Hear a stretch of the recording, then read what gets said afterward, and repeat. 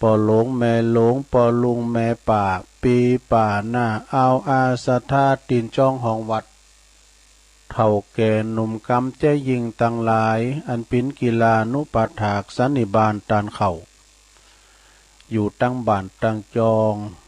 ตื่นจืนกันขึ้นมาแล้วหมุนคืนมาฟังรายการเนาะรายการนี่เป็นรายการแหลกเนอที่เป็นรายการสดมากันโตปิ่นเนอะบอกเวลาบอกหน้าที่ได้วันนี้ก็มาปบมาปากัน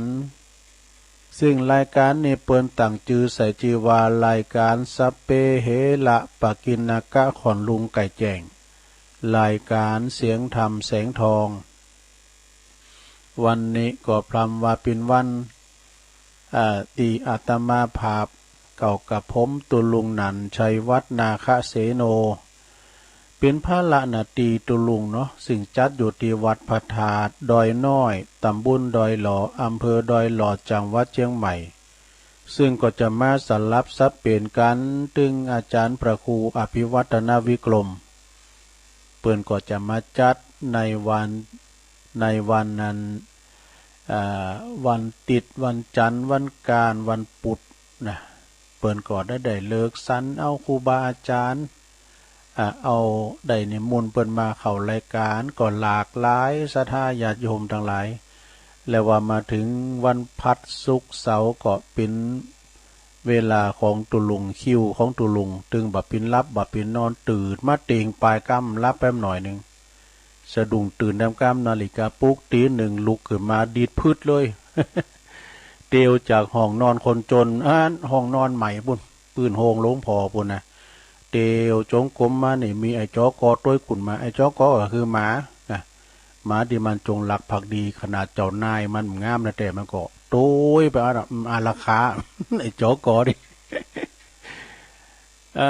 สดาญาติโยมทั้งหลายมาปบมาปะกันเนาะวันนี้มาปักกันพรำว่าเป็นวันศุกร์เนอะวันศุกร์เอาเราเสาเอาหน่วยศุกร์ทีมยังตุลง14แล้วเนอะวันนี้วันที่14ของเดือนพฤษภาคมนะเขามากึ่งเดินแล้วเดิมพวกนะ14วันนี้เป็นวันศุกร์เอาเราเสาเอาหน่วยนะแล้วก็พุทธศักราช2564มาปะกันในวันนี้เปิดบ้าหือปิ้นการเสเวลาหนักไปกว่านี้กำเดียวจะได้มาเอ่ยครับเจ้าของสถานีคืนบุญต่างๆโดยจะไหวพระสวดมนต์กันเนอะลงเนอะตื่นจืนกันคืนมาแล้วบอลงบางปัญโยนันลงโอนศิริลังกานะแม่อันบุญพินอ่ำคดโรงพยาบาลลานนา3 ใบเถา มันไก่ป่าก็เลยเปิ้นจือเปิ้นกูกำพร้อมกันตึงคืนเฮาตึงลงตึงหลายตึงมดตึงเสียงหลายเนอะเปิ้นฟังกันก็หลายก็มันต้องลุกมาเด้อลงนอนอยู่หั่นน่ะเด้อตัวลงจะเป็นเก้าเป็นโหนำสวดมนต์ไหว้พระเพื่อเป็นความสิริมังกละเป็นมงคลไลเสน่ห์จังไลไอให้ขาดนี้ไกแสนโยดแสนว่านำปาสิ่งตีปินมั่งกะละปินมงคลเขาคุ้มเขาโหเขาหัวเขาหอเขาเฮินเฮาอยู่เย็นเป็นสุขเนออายุมันควรยืนมีโจกมีใจปราศจากทุกโศกโรคภัยขอเจ็บไปหือมาไก่ขอไข่จะไปหือมากายอยู่ก้ำจูปูจากันไปแต่หึงเมินนานเนาะไหว้พระก่อน อะระหังสัมมาสัมพุทโธภะคะวาพุทธังภะคะวันตังอภิวาเทมิสวากขาโตภะคะวะตาธัมโมธัมมังนามัสสามิสุปฏิปันโนภะคะวะโตสาวกสังโฆสังฆังนะมามิ นะโมตัสสะภะคะวะโตอะระหะโตสัมมาสัมพุทธัสสะนะโมตัสสะภะคะวะโตอะระหะโตสัมมาสัมพุทธัสสะนะโมตัสสะภะคะวะโต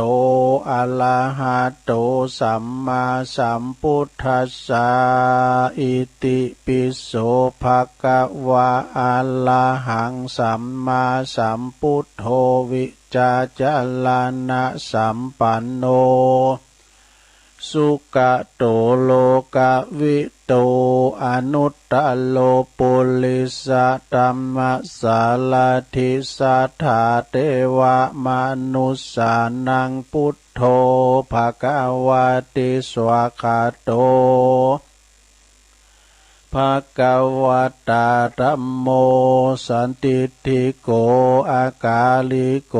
เอหิปัสสิโกโอปันนยิโกปัจจตังเวทิตาโปวินโยหิติ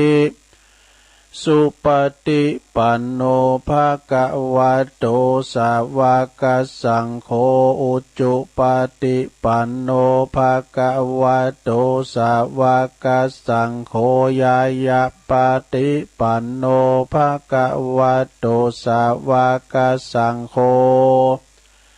สามิจิปฏิปันโนภะคะวะโตสาวกสังโฆญาติตังจัตตาลิปุริสยุคานิอัฏฐปุริสปุคคลาเอสะภะคะวะโตสาวกสังโฆอะหุนายโยปะหุนายโยตักขินายโยอัญจัลลิกาลนิโยอนุตตลังปุญญเขตังโลกัสสติจยันโตโปธิยามุเลสักกายันนังนันติวัตตโนเอวังตวังวิจัยโยโหหิจัยสุจัยมังคะเลอัปปลาจิตตปันลังเกสีเสปัทวิโปคัลเลอภิเสเกสัปปะพุทธานังอากัปปะโตปโมทาติสุนักตังสุมังคลังสุปปาตังสุโหติตังสุกาโนสุโมโหโตจัสสุยิทังพรหมจาริสุปทักขินังกายกัมมังวาจากัมมังปทักขินังปทักขินังมโนกัมมังปณิทิเตปทักขินาปทักขินานิกาตวนะละพันตัตเถปทักขิเน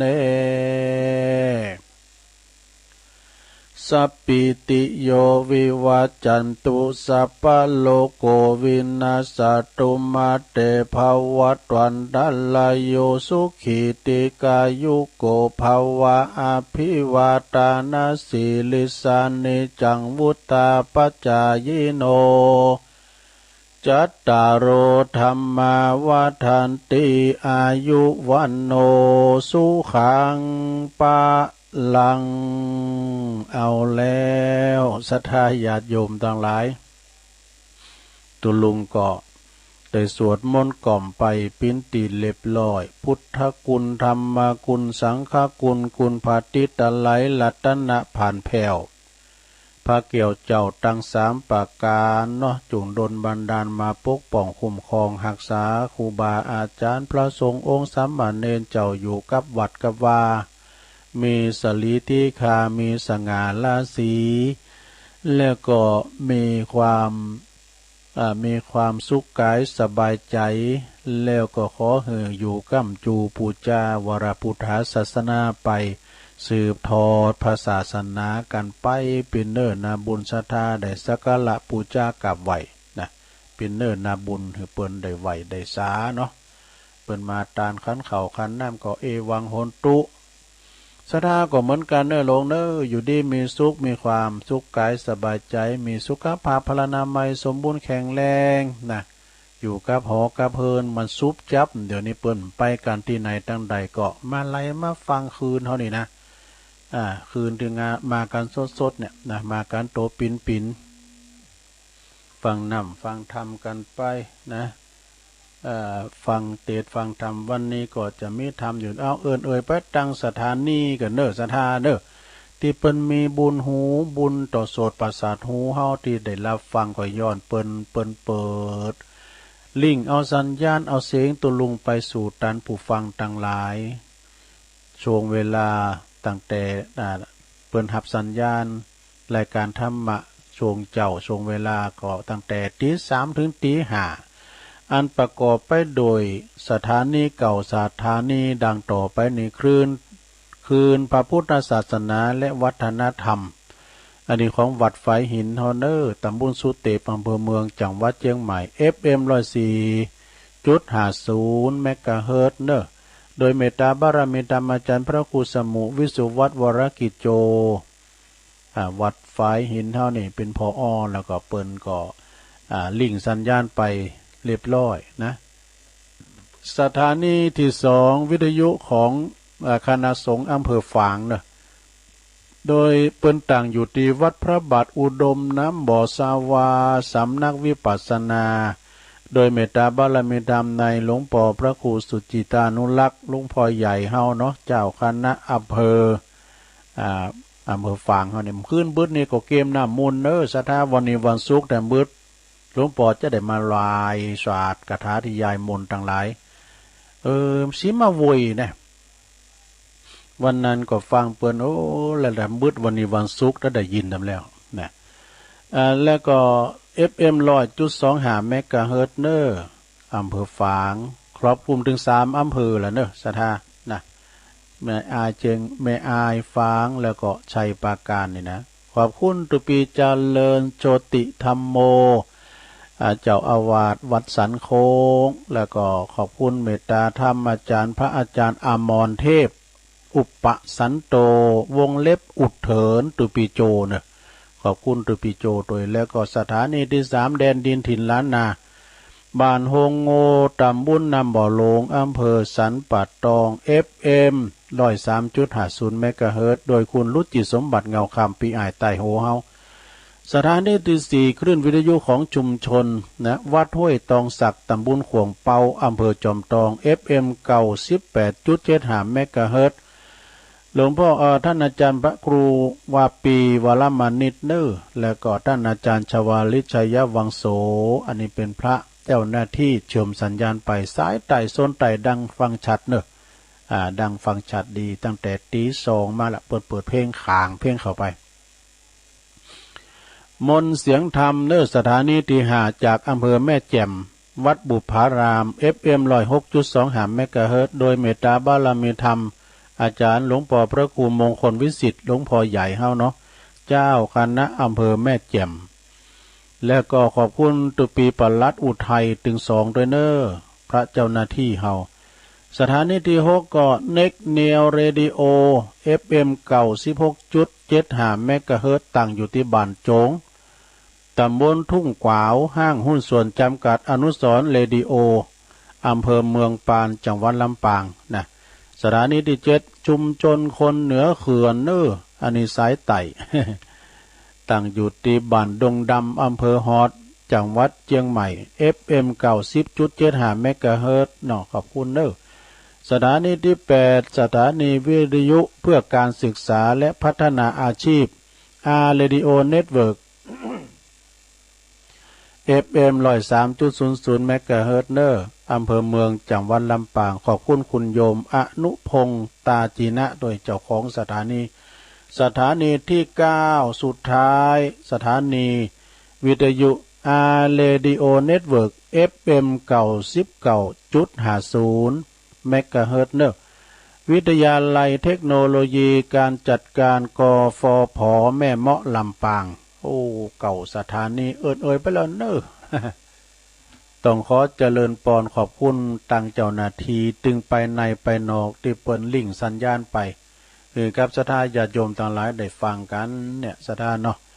โอ้คุณเฝ้าสถานีนิ่มแจ่มให้มันดีเนอะศรัทธาบางทีเปิ้นก็เปิดคลื่นหุงวันคำเหมือนกับสถานีอันวัดไฟหินนี่อาจารย์พระครูเปิ้นดึงไปไหนเฝ้าอยู่หั่นนะของอย่างอิ่มเฝ้ามันได้ศรัทธาญาติโยมต่างหลายเน็ตมันหลุดเฮาก็ต้องเสริมใหม่นะตุลุงก็เคยเฝ้าเหมือนกันได้ไปไหนการมันรุดกันหรือว่ากระเดียวมันเพลงมันออกใกล้นะมันมีโฆษณานะเต็ดไว้เว้ยเต็ดไว้เว้ยอย่างนั้นเพลงที่เราฟังใน YouTube ก็เหมือนกันนะกระเดียวมันก็จะโฆษณาการเพลงจบโฆษณาเนี่ยแต่เจ้านี่ต้องขอบคุณทางคุณแม่บุญยวงคุณแม่น้อยเนาะแซ่พันเปิ่นมอบหมายเพลงมน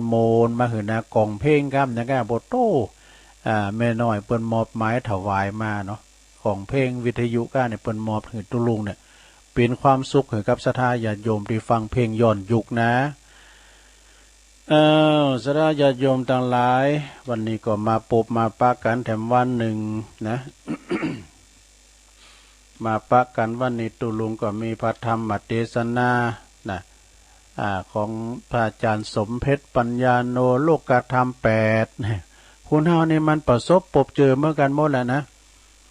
มีคุณชอบคุณจังคุณดีมันมีหมดนะนินทากาเลเหมือนเทน้ำไหมกะไม่ซอกช้ำเหมือนมิดเอากรีดหินเนี่ย แม้แต่พระปฏิมาอย่างราคินเหตุฉันไหนมนุษย์เดินดินของเรายังจะมาพ้นคนนินทามันตึงมีเหมือนกันนะไปด้วยกัน3คุณเตียวกันไปก็เดียวมันนั่นแยกไปเหือนโดนเราควันด้วยหลังแล้ว มันมีเป็นธรรมดาเนาะของรู้มันอยู่กับโลกเนาะอยู่กับโลกกระทำทั้ง8มันมี4กู4กูมีอย่างพองมีลาภมียศมีสรรเสริญแล้วก็มีสุขเปิ้นจะขยายความให้ฟังบึดก่อนเนาะขอบคุณอาจารย์สุทัศน์กันทวังเดอเนอร์ปีนานปออาจารย์เฮาเนาะปัดตานเปิ้นก็ฟังอยู่เนอไอ้น่ะ พี่น้องบ้านแซมเปิ้นก็ฟังกันจะหลายโพสไปทางป่าตานไปช้างข่าวน้อยโพสมาทางบ้านไฮโบงน้อยสะปุงหลงสะปุงน้อยตอนนี้เปิ้นก็โทรมาได้แต่เปิ้นฟังกันหลายอยู่เนาะข้ามไปทางหลายท่า ไปทางหลายท่าปู่นอไปทางปุงชัยก็โพสไปทางป่าสร้างหน่อยโพสไปทางปุ่นสันโก หลายตีเปิ้นฟังกันเนาะศรัทธาญาติโยมตุลุงก็เอาอันนี้มาไว้กันก็เดียวก็เตดน้ำเตดธรรมเนาะ มันก็มีการปิ้นลุนไปศรัทธาญาติโยมทั้งหลายเนาะการการแหวงบ่เดี๋ยวนี้ก็สงบเงียบวิเวกวังเวงกันไปนะถนนหนทางก็ลงตั้มก่อนเนี่ยวางแล้วนะ 2-3 ปีที่ผ่านมาเนี่ยคำหมายเนี่ยลุงนี่อยู่ตำบลได้ปีเพิ่นเพิ่นมีการมีงานบ่ว่าหลายปีก็ดีทางเฮานี่ก็ดีนะเคิงตังเนือตังไต่มาอยู่ตำบลมาดึงได้ยินในเข้าหูออกหูมาดึงตึงตังบ่ได้นี่ดักแซบเฮารถลาก็บ่ใครได้ยินเพราะว่ามันก็อยู่ไกลด้วยเนาะ โอ้สมัยมันก่อนนี่มันก็แล้วสมัยตุลุงเขาเป็นวัยรุ่นก่อนนะไปแอวงานกานี่มันก่อนนี่ตั้ง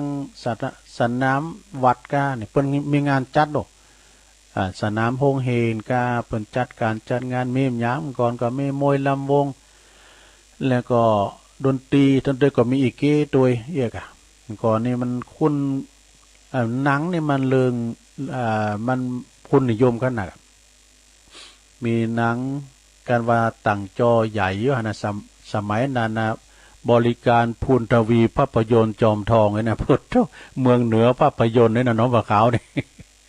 วันหนึ่งโมนเนี่ยนะแล้วก็ยามเจ้ามันสายเตอเปิ้นก็ไปโนกันตังปูเนี่ยไปผอมวยก่อนไปผอลำวงก่อนแล้วก็กับเวลาหนังสายนี่นั่งกันติ้มนะปุโตก่อนหนังเนี่ยมีอำนาจนะหนังก็โดนหยังค่ะทีวีมาขาย ทีวีมันโดนหยังค่ะซีดีก็เนี่ยศรัทธาญาติโยมก่อนนี่เปิ้นจัดงานนิมนต์ดูมีเพียวให้โลหลวงก็ลมตรมตำ กลางงานเนี่ยก่อนเปิ้นใจคิงกันได้ว่าเนาะ มีแววให้โลหลงบนปล่อยเอาเนอร์รอบนึงมันมีไม้เกิดเกิดโดยการปล่อยไม้นั้นมันก็ล่มต้มร่ำใหญ่ขนาดแล้วตุลุงยังเต้นได้หันอยู่นะ เอาก่อนนี่เปิ้นโมเนี่ยมวยก็จัดอันนี้บันไตบันเนอร์นี่บันไตบันเนอร์ก็มาจัดการจัดงานเปรียบกันแล้วก็แรงมาก็ออกกำลังกันอาหารปีไอไตโหเป็นแลนกันออกกำลังกันแล้วอันที่นี่ก็ไปตีกันก็อันมันปีเล่งถึง2ฝ่ายนะเนาะแต่เวลาฝ่ายแดงตกไปทางฝ่ายน้ำเงินก็ปีเล่งก็ประกอบยศ มีแต่นะ ก่อนผมได้คิงเนาะอันฝ่ายน้ำเงินนั่นโจโลตกมาทางฝ่ายแดงกับปีเล่งทางฝ่ายแดงประกอบยศ ฝนใจใส่กันโน่ก่อนเปิ้นลินกันแบบศิลปะแม่ไม้มวยไทยมรดกไทยมรดกโลก เดี๋ยวนี้มันเป็นการผันนันกันไปหมดเนาะลูกเนาะดนตรีก็เหมือนกันก่อนนะลำวง ลำวงก่อนก็จะมีอย่างหนักอย่างหลายเนาะมีของแตกกองเซ่เนี่ยเนาะโอ้ก่อนนี้คอมบอดแต่ในลำวงจากอำเภอเมืองพานบ่เนอะ อำเภอพานนี่ลำวงย่อนยุคหนักแต่นะ50 ปีนะสมัย50 ปีก่อนนะตุลุงยาบิอาน้อยอยู่โตเป็นแหล่งของคณะลำวงย่อนยุคดังๆทางนั่นทางอำเภอเมืองพานวะนะเจียงไฮ้วะนะลำวงสารลำวงนี่นับมาเป็นปั้นนะเปิ้นไปหากินอันนำก่อนนี่กาโตนี่20-30เงินก่อนเปิ้นแปลงเนาะ20-30-50นี่นะสาวลำวงก็นับเป็นปั้นแล้วก็รวมทั้งนักดนตรีแถมที่มีฝีมือแถมมากมายเด้อนักดนตรีก็ดีซึ่งกันก้าดีซีตามีอย่างหลายอย่างมีเบีดมีอย่างขึ้นมาเนาะ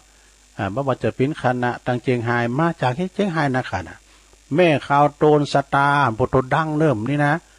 แม่ข่าวโตนสตารุกขชาติธนชาติสาว17หมู่นี่นะมาจากเมืองพานทองหงทองพุทธชาตินะป่าแขม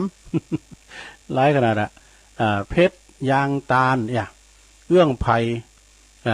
ผ่พันนาลายนะป่าซ่านป่าซ่านแม่บุพัดกำใจกะ ล้นแล้วแต่เป็นคณะลำวงที่มีชื่อเสียงดังๆทางนั้นสดาญาติโยมทั้งหลายดังที่เดี๋ยวนี้ก็จะเลือไว้ก็มีคณะอย่างแม่ข้าวโตนสตาลุกขชาติกันนี่คณะแม่ข้าวโตนสตานี่เปิ้นจัดทำตั้งขึ้นมาโดยปหลวงสวัสดิ์เชื้อเมืองพานนี่ปหลวงสวัสดิ์นี่เปิ้นเป็นปหลวงบ้านเชื้อเมืองพานนามสกุลเชื้อเมืองพานตังเฮาก็มีนะอันนี้เปิ้นเป็นผู้ก่อตั้งบัดเดี๋ยวนี้ก็มีอยู่สมัยใหม่บัดเดี๋ยวนี้ก็มีหยังมีชูเมกเกอร์ ย้อนยุคเดียวนะชูเมกเกอร์นิเทอร์ไทยยาใจ2002มิสเตอร์เจออน2009ก้านยาวดาวร้ายโหไปใจให้มันได้กันยาวนี่มัน กันยาวนี่มันเป็นอันลิเกหรอเนาะ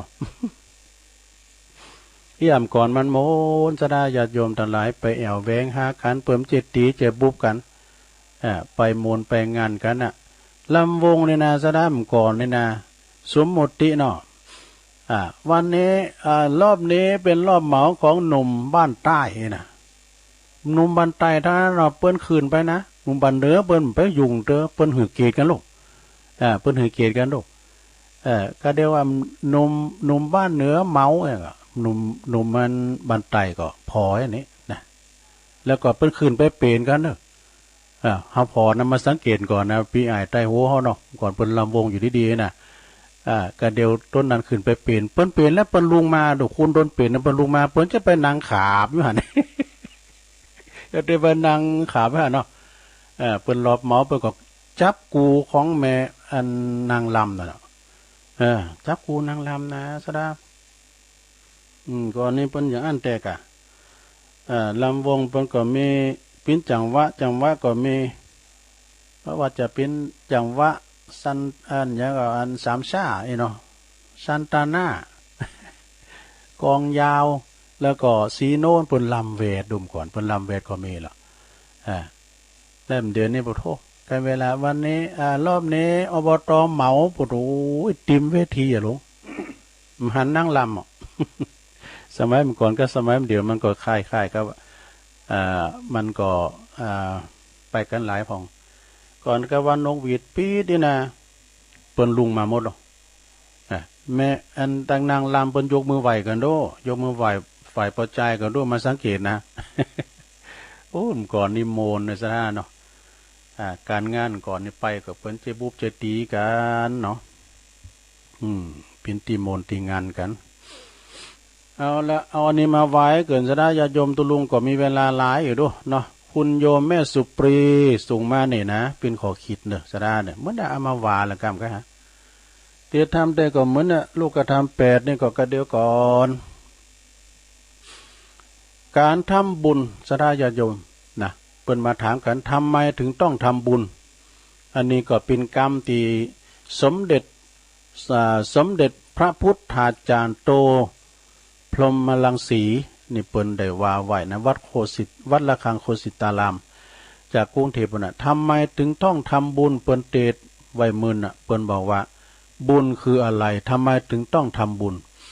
เพราะว่าบุญนี่เป็นพลังงานว่าศรัทธาญาติโยมทั้งหลายที่มีพลังดึงดูดความเจริญมาสู่ชีวิตเฮาเป็นต้นเหตุแห่งความสุขนะความสำเร็จในชีวิตถ้าว่าบุญเฮาน้อยอุปสรรคในชีวิตนะอุปสรรคในชีวิตก็จะมีหนักถ้าว่าบุญเฮาหนักนี่นะอุปสรรคในชีวิตเฮาก็จะน้อย ไปตามนั้นน่ะเนาะถ้าบุญหนักอุปสรรคก็จะมีน้อยนะคือว่าพอได้ตุกอย่างถ้าเฮาฐานบุญอ่อนกำลังหรือว่าบุญมดบาปที่เฮาเคยทำไว้นะมันก็จะได้โอกาสได้ช่องส่งผลมาทันทีนี่อันพี่นี่ดอก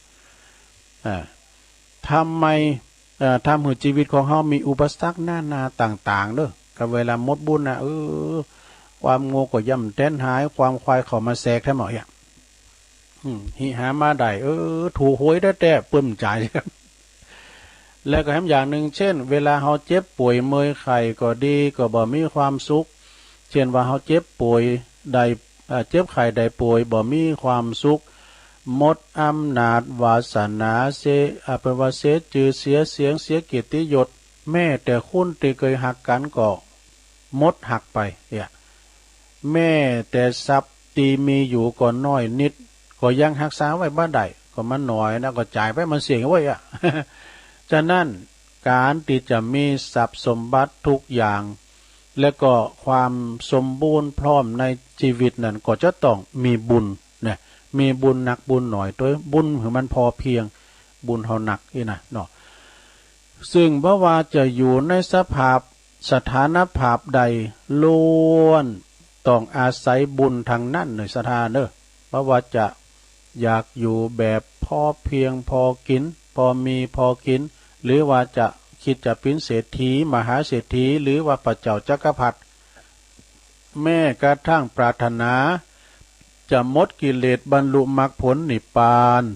เป็นพระอรหันต์เป็นพระปัจเจกพุทธเจ้าเป็นพระพุทธเจ้าก็ต้องมีบุญถึงมีบารมีถึงจะดำรงอยู่ในสภาพนั้นใดนะอย่างมั่นคงอย่างมีความสุขคุณเฮาในธรรมมีบุญแต่นี่ได้มาเกิดเป็นคุณรู้ไปพอเกิดมามีครบถ้วนอวัยวะครบ32อันนี้ก็คือบุญนะศรัทธาญาติโยมเกิดมาปิ้นโตปิ้นติ่นบางคนในปโทเปิ้นก็ไม่ได้สุขสบายนะจำเตก็พิกลพิการมาก็มีบุญคือหยังบุญก็คือเนี่ยก็หน้าบุญเนี่ยเพราะบุญก็คือเบื้องหลังความสุขความสำเร็จในชีวิตระดับอย่างแท้จริงในศรัทธาเด้อโอ้บุญคิงเบ้ยลูกคิงก็ได้ดิบได้ดีแล้วรู้ก็เขาก็ว่าบุญนั่นเนาะไปเอารถไปสแลบไปจุนก็ไม่โตแว่นรถประปินเหล็กแปดนะเจ้าบ้านพี่หยังก็บุ้ยนาบุญเฮากะนาบุญเฮาเอาอันรถอันเอาหัวไปนอกจะปิ้นสมองกระทบกระเทือนเนี่ยเนาะเป็นนาบุญอย่างที่ตุลุงว่าขามเคียงไปกะเขาทาอยู่รถทันทีนะหำได้ไปเว้ยหำได้ตาเขาแม่หำไปไหนเฝ้าเขาเนี่ยเขาไปสกรรมเดียวรถไปอุบัติเหตุ จะต้วงขึ้นมาเลยว่าโอ้ยน่าบุญเฮากะการไปเถอะเขาไม่มีนะฉะนั้นบุญเนี่ยเกิดขึ้นกับไผก็สุขอกสุขใจนะและก็เปิ้นมีหลายอย่างหลายข้อหนึ่งบุญคืออย่าบ่นนะปรารถนาสิ่งหนึ่งสิ่งใดคือบุญเมื่อว่าเฮามีบุญแล้วส่งผลนั้นก็จะแปลสภาพนะบุญนั้นก็จะแปลสภาพคือปิ้นปัญญาเนอะทำให้ยอมรับต่อความเป็นจริงของชีวิตทำให้เฮาหันและก็เข้าใจถึงระดับวาสนาของตนและก็บุคคลอื่นความเป็นไปของชีวิตนั้นขึ้นตรงต่ออำนาจบุญกรรมเนอะบุญกรรมของเฮาเนี่ยที่ทำไว้บนไปก็แค่นั้นเองตีใดมาอยู่ด้วยกันนี่ก็ตีใดตีมีอยู่ตีเสียใจตีบ่ได้ดังใจทุกสิ่งทุกอย่างนะก็นั้นมันก็คือผลแห่งกรรมอัน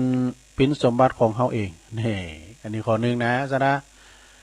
เรื่องบุญที่สองนะอย่าไม่กลัวนะบักโกยนะก็เมื่อเฮามีบุญแล้ว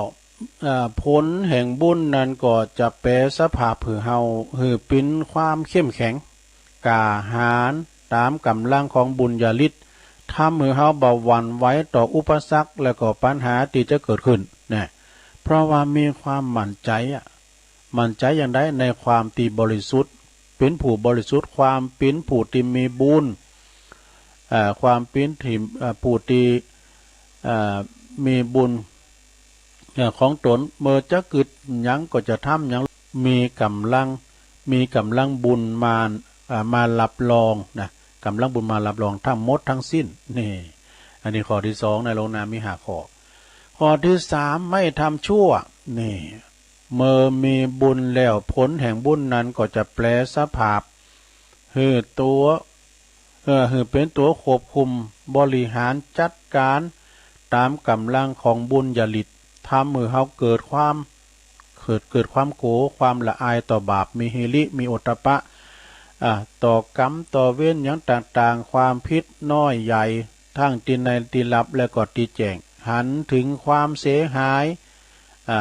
หลายภพหลายชาติหันถึงผลกระทบ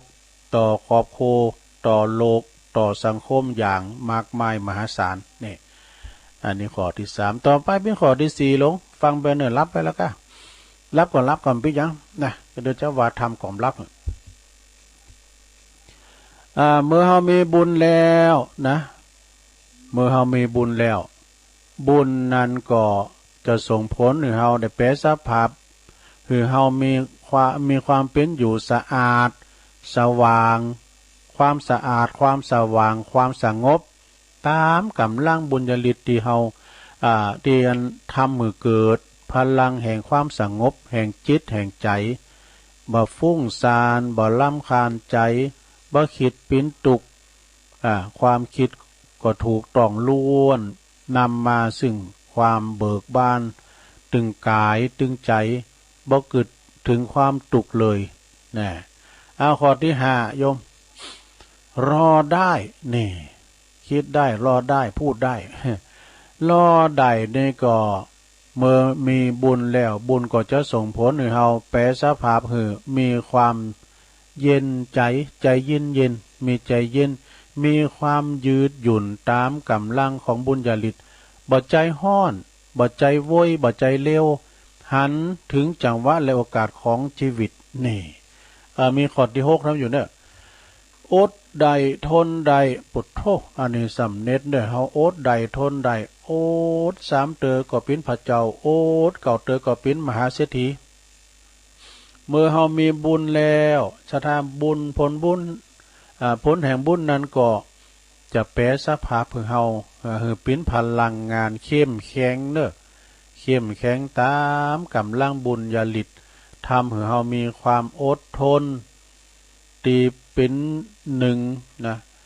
อดทนตีเป็นหนึ่งเป็นเลิศมีความคิดบ่หวั่นไหวหันความสำเร็จทุกชนิดจากความอดทนอย่างมีความสุขนี่ ข้อที่7นะลงเนอะเดี๋ยวจะจบละนะสงบได้เย็นได้เนี่ยเราอยู่ที่ไหนกันเราสงบในไหนมีความสุขเมื่อมีบุญแล้วบุญก็จะบุญนั้นก็จะปิ้นสภาพปิ้นคุ้นที่สงบได้เย็นได้ตามกำลังของบุญญาลิตบ่เป็นคุณนั้นใจห้อนใจห้อนแล้วก็กระวนกระวายกระซับกระส่ายวุ่นวายในสิ่งที่ปปินสาระในสิ่งที่ในสิ่งกำลังที่จะเกิดขึ้นแม้จะตกอยู่ในเหตุการณ์ที่เลวร้ายก็จะทำใจได้นะเหมือนกับบ่มีหยังเกิดขึ้นนี่ศรัทธาเนี่ยปล่อยวางนี่ต่อไปข้อ8ปล่อยใดวางใดนะลงเด้อปล่อยวางกันแบกก่อนนะกันปล่อยก็เบานะเมื่อมีบุญแล้วผลแห่งบุญนั้นก็จะแปรสภาพเป็นคุณที่หูจักการละการวางนะการละการวางปรุงเตอเนาะศรัทธาปรุงวางตามกำหนดของบุญญาลิตนั้นทำมันเป็นสภาพเป็นคุณที่หูจักการละการวางตามกำลังบุญฤทธิ์พอเป็นคุณตีแบกทุกอย่างตีขวางหน้ามันจะว่าจะแบกทุกอย่างที่ขวางหน้ายึดทุกสิ่งทุกอย่างที่เกิดขึ้นอันนั้นก่อนนักแท้หมอ เอาต่อไปข้อเก่าสุดท้ายเลยลงเนอะข้อที่เก่าละนะหูตื่นเพิ่นว่าข้อที่เก่านี่รู้ได้ตื่นได้และเบิกบานได้มันเป็นจะได้ข้อที่เก่าเนี่ยเมื่อเรามีบุญแล้วเนี่ยสดาญาโยมทั้งหลายบุญผลบุญแห่งบุญนั้นก็จะแปรสภาพเป็นความรู้ตื่นเบิกบานตามกำลังบุญตามกำลังของบุญญาลิตเป็นผูดที่หูต่อความเป็นจริงของชีวิตบ่ปล่อยชีวิตหืดตกไปในกระแสของความโลภความโกรธความหลงจิตใจเต็มมีอิสระเต็มตีนะจิตใจก็จะมีอิสระเต็มตีทุกวันทุกนาทีตัวเนี่ยจบ สะทาอันนี้จบแล้วนะต่อไปทำหน่อยหนึ่งสะทานะทำ3-4 ข้ออันนี้ก็โอวาทธรรมของหลวงตามหาโบญญสัมปันโนวัดป่าบ้านตาดนะตำบลบ้านตาดอำเภอเมืองจังหวัดอุดรธานีเพิ่นบอกว่าพระพุทธเจ้าได้ตรัสว่าบุคคลใดที่มีทรัพย์สินเงินทองแต่ก็สามารถหืดตานกับผู้อื่นใดด้วยสิ่ง5 ประการเนอะในสถานญาติโยมแม้แต่ว่าเขามีทรัพย์สินเงินทองนะการทำบุญนี่มันจะว่ามีเงินมีทองอย่างเดียวดูสถานเนาะมันจะว่ามีเงินมีทองทำมาได้นะก็เขามีเยอะก็เอามากะช่วงเนี้ยพักละกำแกว้งกำก็เอามาได้ดูเนาะวัตถุดิบอ่ะปอนกับโครงงานตุจะไปทำบุญก็มีชัดตังนะเนี่ยโอ้มีพังละมีเก็บมากองทัพเดินด้วยทองสุมาเนี่ยวาลินได้นะสิ่งของ5 ประการไม่ยังพองที่เขาจะต้านอ่ะตัวต้องมีสตังนะเพราะว่าเอาใบหน้าปินตานนี่ นะเขาว่าหน้าตุลุงมันงามนี่พะเอาเอาหน้าปินตานพะเอาของเนี่ยพอยมซ้อนล่ามแม่จงดีว่าหลวงพ่อดีข้อที่1ใบหน้าปินตานสามารถส่งรอยยิ้มให้สดชื่นสดใสได้นี่เวลาเฮายิ้มให้น่ะโลกจะสดใสสวยงามแต่การเฮาไปปาร์ตี้ไหนหน้าบูดหน้าบึ้งพอหน้าอย่างโง่โศกปุถุภัยมันไข่เข้าไก่แล้วเนอะยิ้มเนอะลงโอนเนอะยิ้มแย้มแจ่มใสยิ้มเท่านั้นที่จะครองโลกพุ่นว่านะจะไปยิ้มวันคำเขียวจะแห้งส่งรอยยิ้มไปได้แม้แต่ศัตรูเตียวมาเฮ้ยส่งรอยยิ้มเหมือนมันนะมันจะไปอุจจาระโหวันนั้นกูปะมันเฮ้ยมันยิ้มใส่กูว่ะเนี่ยปวดมันละความกดดันได้หรอกมีสสคนหนึ่งนะสตั้งก่อมมียังก่อมจะมีนะโอ้แล้วไปตีนไหนเนี่ยส่งรอยยิ้มหมดนะปวดมันชนะได้คะแนนกับรอยยิ้มเนี่ยมันยิ้มงามนะยิ้มแล้วอุโมนเช้าวานเนี่ยอันพิจารณาข้อที่2วาจาเป็นทานเนี่ยวาจาปิ่นตานก็หมายความว่าหือกำลังใจชมชื่นชมแล้วก็ปลอบประโลมผู้อื่นหือนักนะ จะมาเจอไอ้นั่นเนาะสมมุติว่าไฟใหม่ ไฟใหม่หอใหม่เฮิน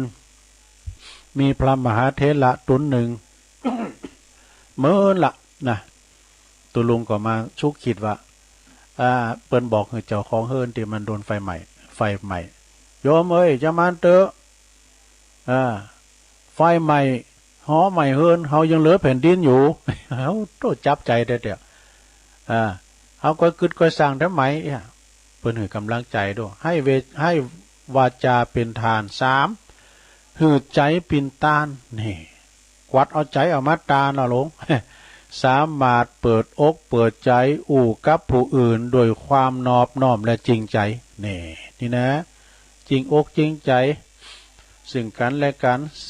4ดวงตาเป็นทานเนี่ยมันจะกวัดเก่นตาไปตานแม่นใจนะคือใจแววตาแห่งความหวังดีมีความโอบอ้อมอารีให้กับผู้อื่นเนี่ยสายตาเฮานี่สำคัญนะศรัทธาญาติโยมดวงตาเป็นหน้าต่างหัวใจดวงใจนะบางคนก็ตาหวานพอนะบางคนก็ตาใสหมับพออย่างลดแล่น บางคนก็ตาย่ำตอมแทบฟูฟิดจะรับลูกเดียวตาน้อยรับตาขี้หนูก้าเนาะตานี่สำคัญนะเวลาว่าตาโมกเสียห้อเนี่ยมันถึงไข่อยู่ไก่แล้วเนอะการส่งสายตาปินตันหมายความว่าแววตาแห่งความโอบอ้อมอารีแห่งความสงสารนะถ้าพอล่อตาคุณเฮานี่มันจะเหมือนกันเอาสุดท้ายไปเลยจ้าข้อที่5กายเป็นทานกายเนี่ยตัวเขาในปิ่นตานก็สามารถใจเปิดช่วยเหลือผู้อื่นได้เนอะมีงานอย่างก็ตามงานศพงานสักคืนบานใหม่ก็ดีกินแขกแต่งงานนะเฮาเอากายเนี่ยไปช่วยเพิ่นคุ้นโต๊ะคุ้นต่างมานั่งเก้าอี้อย่างต่างๆนะอันนี้ก็คือช่วยในด่านกายนะค้นควายต่างๆช่วยเหลือเปิดไฟกับคนอื่นด้วยนี่นะ อันนี้ขอคิดของคุณแม่สุปรีขอบคุณแม่สุปรีเนอะนะขอคิดวันนี้เนาะเอาละต่อไปตุลุงจะเทศธรรมแล้วเนอะพระจันทร์นันอ้ายมีไหนแพร่โปง มาอาราธนากรรมต่อไปนี่ก็ไปงานก็จะได้อำนาจกับงานทำเลยผมจะเถ่าวิลำเลือกาปนนั้นเป็นคนหนุ่มอยู่พอเนี่ยมันไม่ใช่ไปถอนฟันแต่ว่านี่โตเก็บเขี้ยวตั้งใจเลิกพี่น้องเฮาจะได้ฟังธรรมโลกกระทำ8จะได้ฟังธรรมโลกกระทำ8นี่ลงเด้อโลกมันอยู่กับธรรมเนี่ยมี8อย่าง8มันมี4กู8อย่างมันกูกันเนาะมีอย่างพ้องมีลาบมีสาใจมียศก่อนกะมียศแล้วก็เสริมยศมีลาบแล้วก็เสริมลาบมีสรรเสริญมีนินทามีสุขแล้วก็มีตุกรวมเป็น8ดังต่อไปอันเนอจะราธนาทำแล้วนิปานังเยนากาลังละมังเยนากาสายังปันดิโตตังโนมากังอุติสิตุงธรรมมุตตมังปัจจังอาลาธนังกะโลมาพระอาจารย์ไปนั่งนอกพวกกันเนอะบุตรตุลุงจะห้องมาเวียนตาเนี่ยเพราะนั้นอ้ายไปอยู่นอกพวกกันไป อันนี้เป็นธรรมมันนี่เนอสราญาติโยมทั้งหลายก็จะได้เทศนาธรรมไปปิ้นจะภาพการตึงลงตึงหลายนะฟังไปก่อนรับไปในลงเนอสัพพะทานังธรรมะทานังชินาติการฟังธรรมแล้วก็รับไปในปีนั้นในสงอย่างยิ่งภายนอนรับนะก็ฟังธรรมไปเถอะมันมีนาหลายหอม เอาว่าธรรมก่อนนะโมตัสสะภะคะวะโตอะระหะโตสัมมาสัมพุทธัสสะ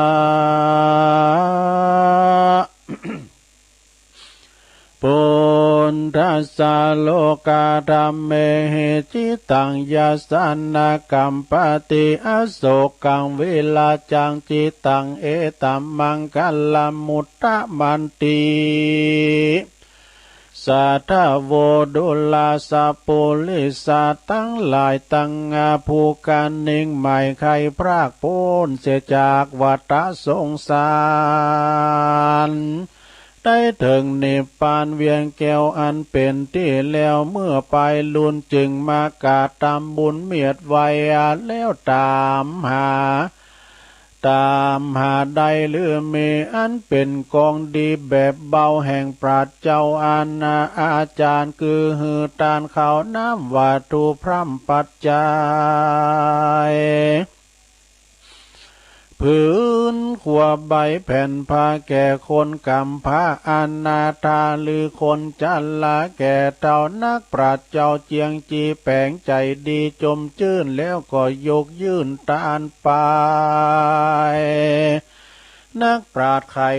เป็นแก่นว่าอันนี้แหละแม่นตานะปาลมีศีลดวงดีสะอาดบ่หือขาดเสียตนบ่หือสินมัวมนเศร้าอาจารย์เจ้าเรียกว่าศีลปาลมีบ่ลานีปงขาดตามโอกาสมีมาได้ภาวนาคำเจ้าตามอาจารย์เจ้าสอนใครเพื่อเหือใจตั้งมันบ่กึดสอดด้านเววาหรือตั้งสาติตนติดต่อดังตั้งหูล่อฟังทำตั้งใจจำแต่ตนติดสืบสนถึงไปนักปราชญ์หมายบอกเล่าว่าเป็นลากเก้ามงคลจักบันดลส่งอยู่ได้อยู่สดสดีกันปาลเมน้อยใหญ่บัวลำมวลควายจุอันจักงาภายพันไปลอดเวียงแก้วยอดเนลปา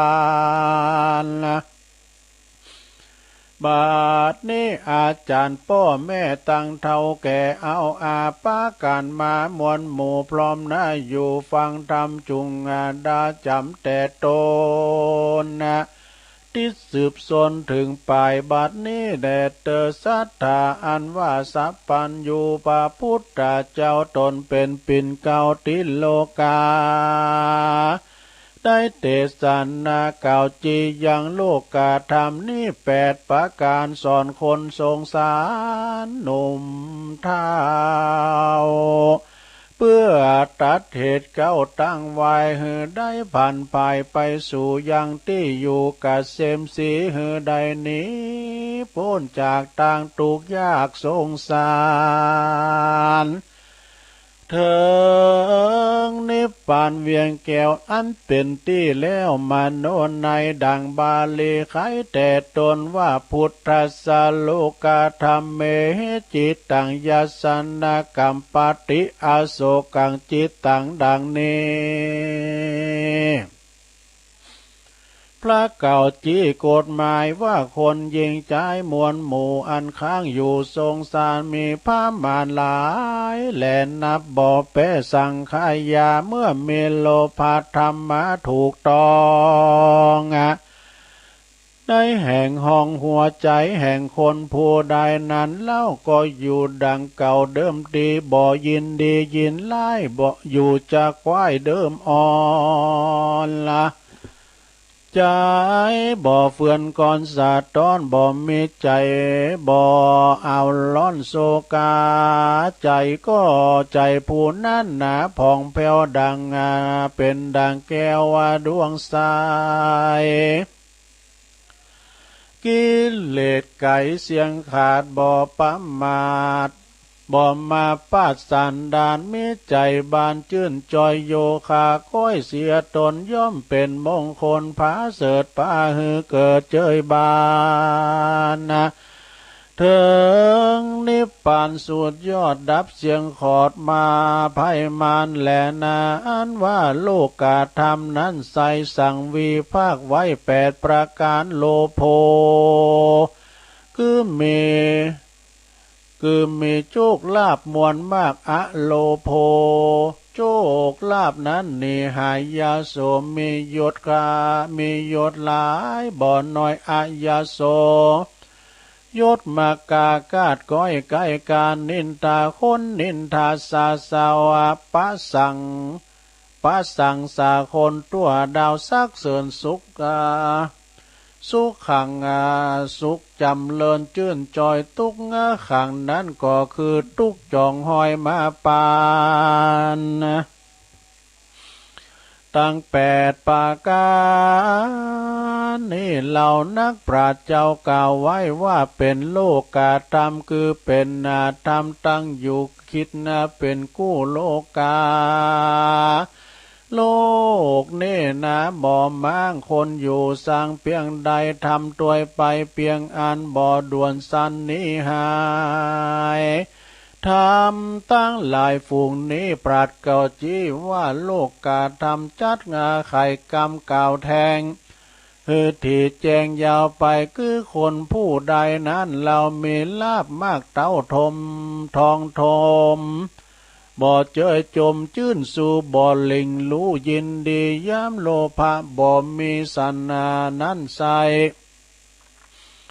ก็บ่ร้อนไม่สันใดเต้ามีใจตั้งมันบ่ไว้หวันเววายามมีศักดีนายุทธใหญ่ก็บ่ใจไฟจมบานบ่ใจไฟเจยบานยามยศผ่านกาดก้อยกาดบาบ่ไม่มาดก็บ่ไม่มาดมองใจคนพวก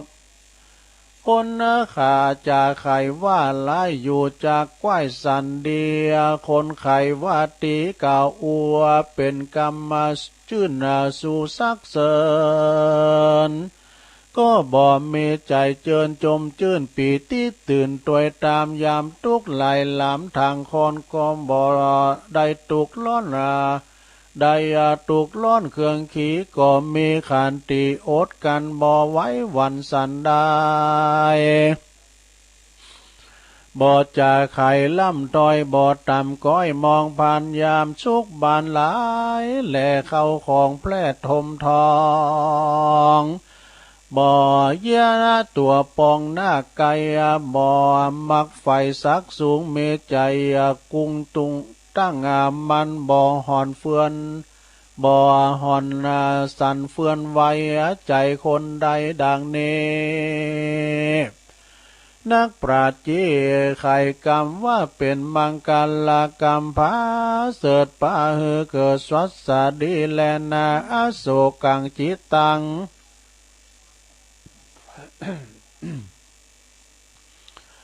ยังมีมังกาลากรรมสอนแถมบทหนึ่งใส่พลัดที่ไว้ตนยอดมุนีคุณมีกล่าวถอยสอนคนใหญ่น้อยยิงใจว่ามีใจภายตั้งมันอดเยื่อนกันโศกายามวงศาพี่น้องมิตรแก้วป้องหมู่สาหายหรือว่าเป็นพ่อแม่ตายากลาพลากตาลูกตายจากหายโหนผัวลืมเมียตนพลากนาก็บ่โศกาเววาอดโศกาไว้ได้บ่เอาไม่มองขี้มองเต้าขาดนิ่งปองกึดสอดการนิ่งลอดตามธรรมว่าสัตว์นานนำโลกตายสร้างกรรมว่าไว้สันใดกามจักไปคืนครอบใสยองตอบด้วยไปจักเข็นใจกันอยากเรือตุกหรือตกตุกยากปักคำเกิดจากกรรมแต่ใสได้สร้างไว้ภัยมันยามบุญตันจองหอยย่อมจื้นจ้อยเจยบานย้ำบาปหันมาค่อยย่อมเอาไม่ทันนัดใจบ่มีภัยจักอาจตัดเชียงขาดเวรกรรมกึดตามธรรมนี้ดังนี้หากแม่นที่กองดีนักปราชญ์เมธีกล่าวไว้ ว่าใจผู้นั้นใสผ่องแผ้วปากาศแก้วภัยมานแลนาวิลาชังจิตต่างยังมีมังกาลาสอนใจบททัดนั้นไปนั้นสายปราติไวตัสสะปนสอนจะสอนคนน้อยใหญ่เฮือรู้แจ้งไข้หันสายว่าจิตใจผู้ใดนั้นโสดหมดจากโทษมนทินย่อมเจียงจินเลิศแล้วว่าเป็นด่างแก้วประภาจิตผู้นั้นนาภาเสดป่าหือเกิดสัสสาดีมนทินมีหลายแหละตัวใหญ่แต่มีสามลำนับตามแต่เก่าคืนลากะเล่าหัวตีโตซ้ำมีมาก่อโมหะต่อปริโยสารสามประการนี้ใส่พระที่ไวยอดมนต์นี้ว่าเป็นมนทินดีว่าเป็นมนตรีหลายโหดเฮือเป็นโทษไปลุนปาเฮือใจลุ่มล้อนเข้าสู่บ่อนดวงดำเข้าสู่บ่อนตั้งดำบ่อหันทำพระเจ้าย้อนว่ากิเลสเข้าบังตาอุปมาเพียบไว้เพื่อเฮือใดจำหมายดังดินทรายหมกมุนเยเฮือน้ำคุณเป็นโตมลบมาต่างลับต่างงมมาเสาะสอดก็บ่อาจจักหันลอดปูป่าอุปมาหนึ่งอุปมาแถมหนึ่งเราเป็นดังเต้าทุลี8 ขวดดีแผ่นผ้ากายเป็นฟ้ามัวดำเปื้อเปื้อนนำมาก่อเก่าเกลือพดจากพิษจากเนื้อเดิมดีอุปมามีดังนี้ใส่จะเพียบไว้สันใดน้ำเย็นใสสะอาดอาหารต้องตาดหินพาจากงานนำมากินใจย่อมใจใดจูปาการเครื่องครัวคานแผ่นผ้าบ่เป็นฟ้ามัวดำเมื่อเฮานำมาใจสวมสุบใส่กายาย่อมโสภาผ่องแผ้วเป็นด่างแก้วดวงใสคนใจคนใดใสสะอาดหมดเสียงขาดมนทินย่อมมาเจียงจินผาเสดป่าหือเกิดมงคลนำปาตนไปสู่ยังในที่อยู่กเกษมสีได้สวัสดีชาตินี้และชาติหน้าแลนามูลสัทธาตั้งหลายยิ่งใจมวลหมู่อันพร้อมกันอยู่ฟังธรรมได้ด่าจำแต่ตนที่สืบสนลำดับมาธรรมเทศนาเก่าจี้ฮือหันแจ้งทีหันสายว่าฮือมีความตั้งใจตั้งมันบ่ไว้วันด้วยโลกาธรรม อันเป็นตั้งดำนำฮือใดพ้นจากตุกไม่จุปาการอโศกังจิตตังบ่มีใจผ่านโศกเศร้ายามเมื่อพ่อแม่เจ้าว้ำวายปีน้องมาตายกาภาคผัวตายจากหายหนลูกเมียตนพลากนาหรือว่าจ้างม้างัวควายเข้าของหายกว่ากาดก้อยกาดบ่ไม่มาดเววาอดโศกาไว้ใดบ่เอาไม่ไปในวิลาจังจิตตังมีใจอาศัยผ่องแผ้วเสียงขาดแล้วลากะตานหาตัวฮึกงานนาหยาบจ้าโตสากากาลีโมหะมีบ่เศร้าสามปาการนี้เล่าตัวหานกิเลสมานหาวหาดนาลาเสียงขาดนี้ไกสินดวงใส58ใดกดแขวดรักษาภาวนาไปใจได้ชื่อว่าไตตั้งดีสมาธิมีล้ำเลิศปัญญาเกิดด้วยมา อาณาจักป่าจวยกำเฮือใดหลวงล้ำพยายามมานได้สำลานจื่นจอยสมดังใจไฟห้อยใจหมายกันวำวายกล้าภาคดับจิตจากเสียจากเมืองคนบุญกุศลบันดลบันดาลไปเกิดจันฟ้าเลิศเมืองสวรรค์การภาละบุญตันมีมากสมปานหากลวงหลายก็จักผ่านภายไปลอดอมตะยอดเนลปานอันดับภัยมานเสียงขาดบ่ไม่มาดเครื่องกาขอศรัทธามวลหมู่อันพร้อมกันอยู่ฟังธรรมนะปนตั้งดำเอาไม่อย่าเจ็บป่วยใครก็อย่ามีมาผาดฐานะมักไฟหรือใครใดอันใดบ่อนนี้หาไกลจากธรรมขอสมดังกรรมกูเจือดังไฟเอื้อใจหมายจุยิ่งใจหนุ่มเทาแดดเตอนิดที่ตังขียาสังวันนาวิเศษจาห้องเหตุโลกกาธรรมก็บางโกมโสมเรสเด็จเลี้ยวเท่านี้ก่อนแล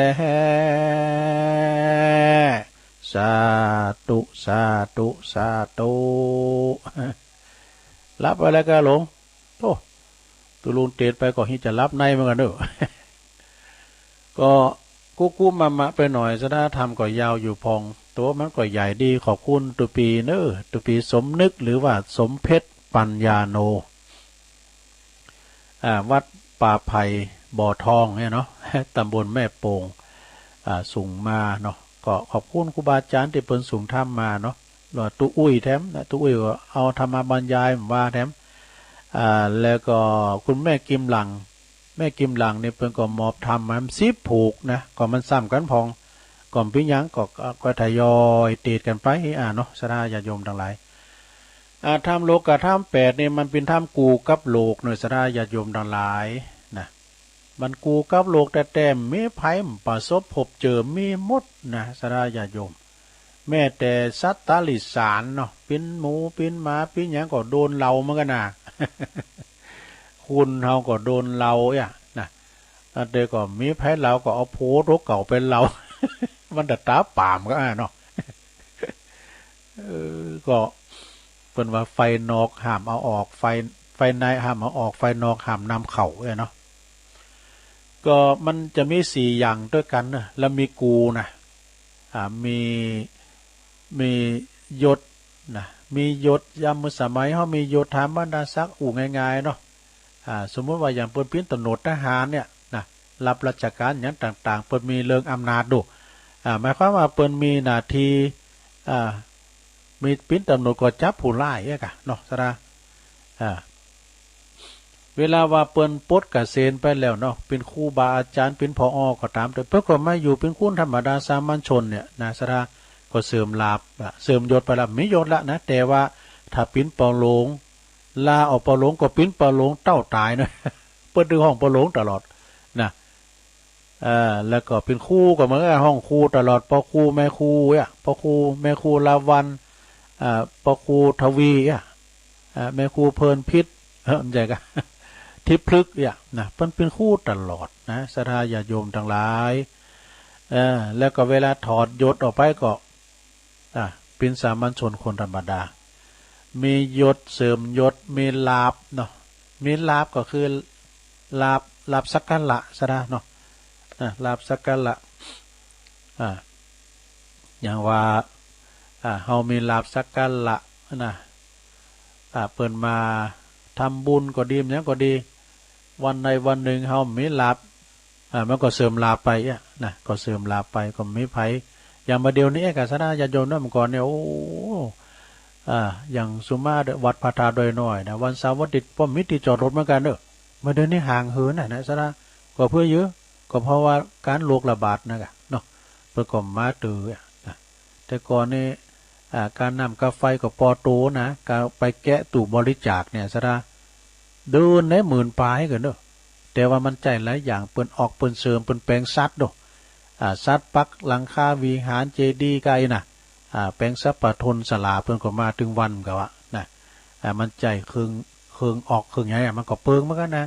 หม้อไฟถึงสีแกนกันดูแล้วก็สูบน้ำปิงบุก็มีสูบน้ำบาดาลน้ำบ่อบาดาลก็มีสูบเอาขึ้นดอยนะสถามันก็ใจพลังเงินพลังงานทางนั้นเนาะการน้ำกาไฟอันนี้ก็เดี๋ยวนี้ก็เสริมลาบไปหน่อยนึงเพราะว่ามีคนขึ้นวัดหลายนะเนาะมียศเสริมยศมีลาบเสริมยาบเสริมลาบแล้วก็มีสุขมีสรรเสริญกว่ากันเนาะมีสรรเสริญสรรเสริญนี่มันกูกับนินทาเนาะยกยอเนาะยกยอต่อฝ่ายครูกับอันเราขวัญ ประมาณนั้นเนาะถ้าว่ากำมือเขาไว้นะไผจะมายกยอต่อฝ่ายเฮาปิ้นตลอดเวลาเวลาเฮาอันได้ดีได้ดีไปก็สรรเสริญเยินยออีกอะเวลาตกทุกข์ได้ยากเปิ้นก็ก็จะเป็นการนินทาไปเราหน้าจ้าขวานโอ้ยว่าปู่นั่นน่ะก่อนนี่ถูกโหยโรยแซ่นี่มีเงินมีคำเดี๋ยวนี้กลับมีไปทำแล้วมันก็เราขวัญเปิ้นเนี่ยเนาะศรัทธามีสรรเสริญมีนินทาขนาดพระเจ้าอยู่ในวัดอยู่ในวิหารเขายังไปนินทาเนาะกรรมอย่างนี้กรรมเขาหำก้าที่เมใส่ทองปุจจังหวานะพระเจ้าอยู่วัด มีกรรมนินทาเพิ่นมีเขาหำด้วยหรอกเนาะมีสุขแล้วก็มีทุกข์มันคู่กันนะสราญาโยมมีสุขแล้วก็มีทุกข์มันคู่กันกับตึงเนี่ยอันนี้ก็คือธรรมโลกกธรรม8ประการเด้อสราเอามาเล่าสู่จู้กันฟังเพียงเล็กน้อยการที่ว่าจะมาเล่า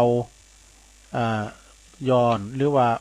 มาเราอันนี้นะอันตุลุงมันฐานะเฮ้ยเราทำเนี่ยนะ มันเหมือนธนาอัตเขาตังพระครูสังฆลักษณ์เขาเนี่ยโอ้เขาฟังปุสรุปธรรมโมนแต่นะตุลุงขึ้นโมนหรอตุลุงคนเดียวนี่นะขณะตุลุงฟังกับตุลุงจัดโมนแล้วสะได้จะโมนอุ้ยว่าไปด้วยเนาะเอาอันเนียมกล้ามหนึ่งเกินมีลาบเสริมลาบอันลาบยศสรรเสริญอันนั้นว่าเอาขอคิดอันนี้กล้ามก่อนเนาะอดีตที่ผ่านไปนี่คืออานาเฮามี3วันสดาญาโยมว่านี่เป็นอดีตไปแล้ว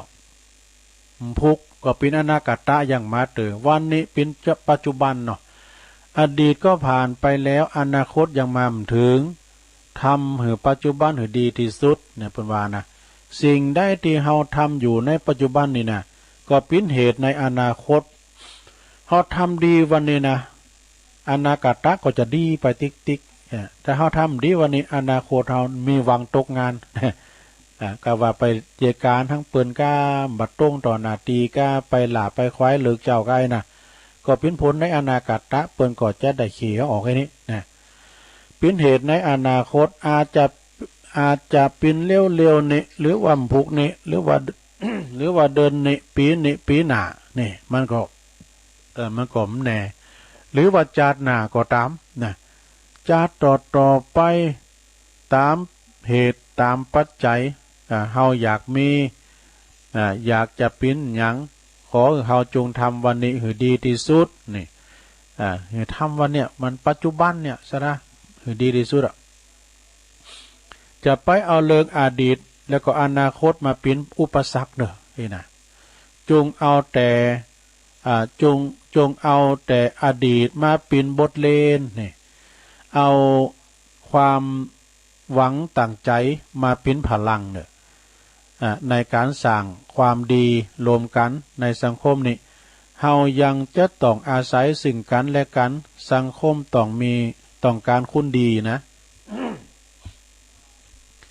สังคมต้องการคุณดีหันอกหันใจซึ่งกันและกันบ่เหยียบยำซ้ำเติมกัน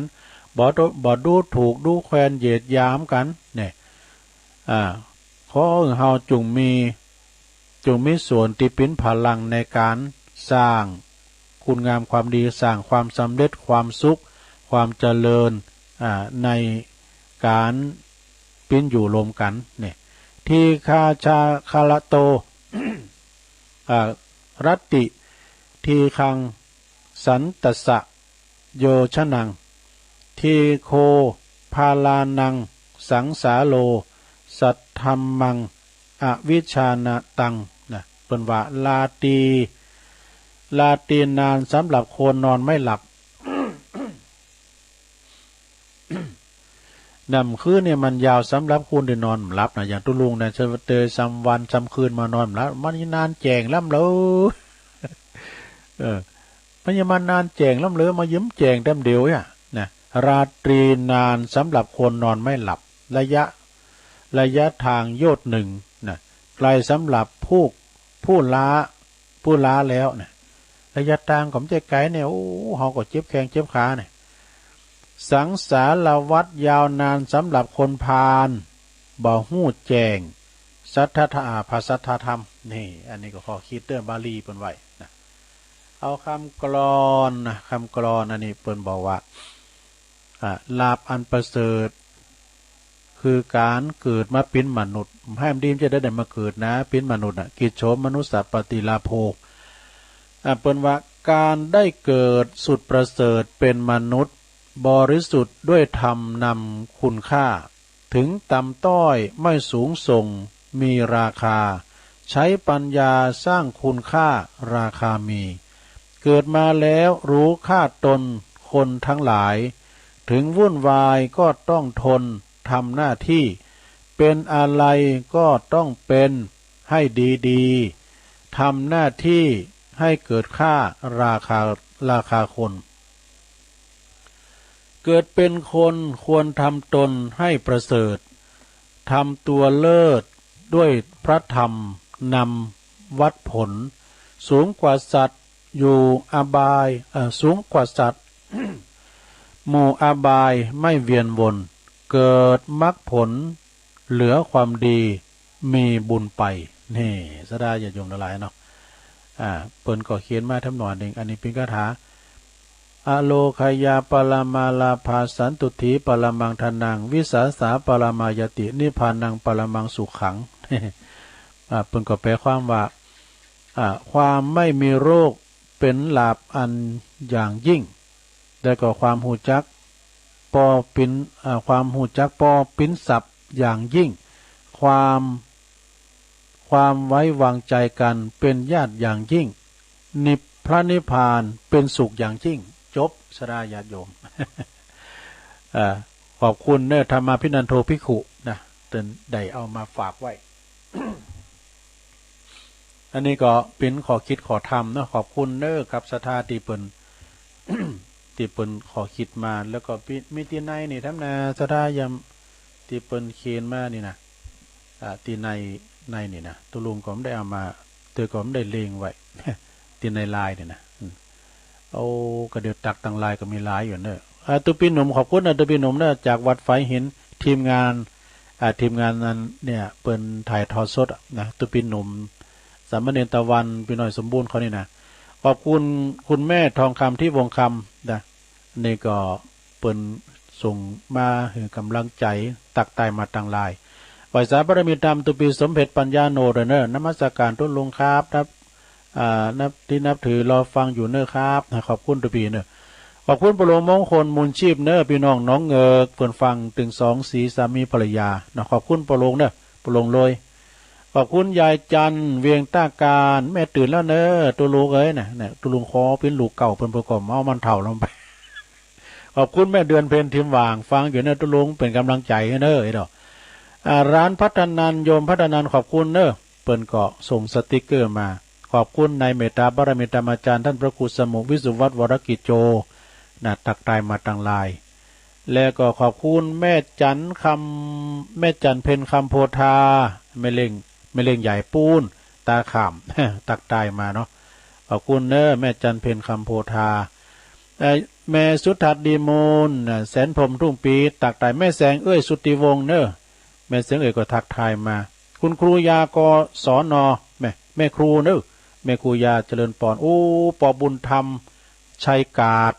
หมูเปิงฟังอยู่เนอะตัวลงเนี่ยโทรไปก่อนหน้าเอาแล้วมันโทรในรายการมันบอดตานบ้น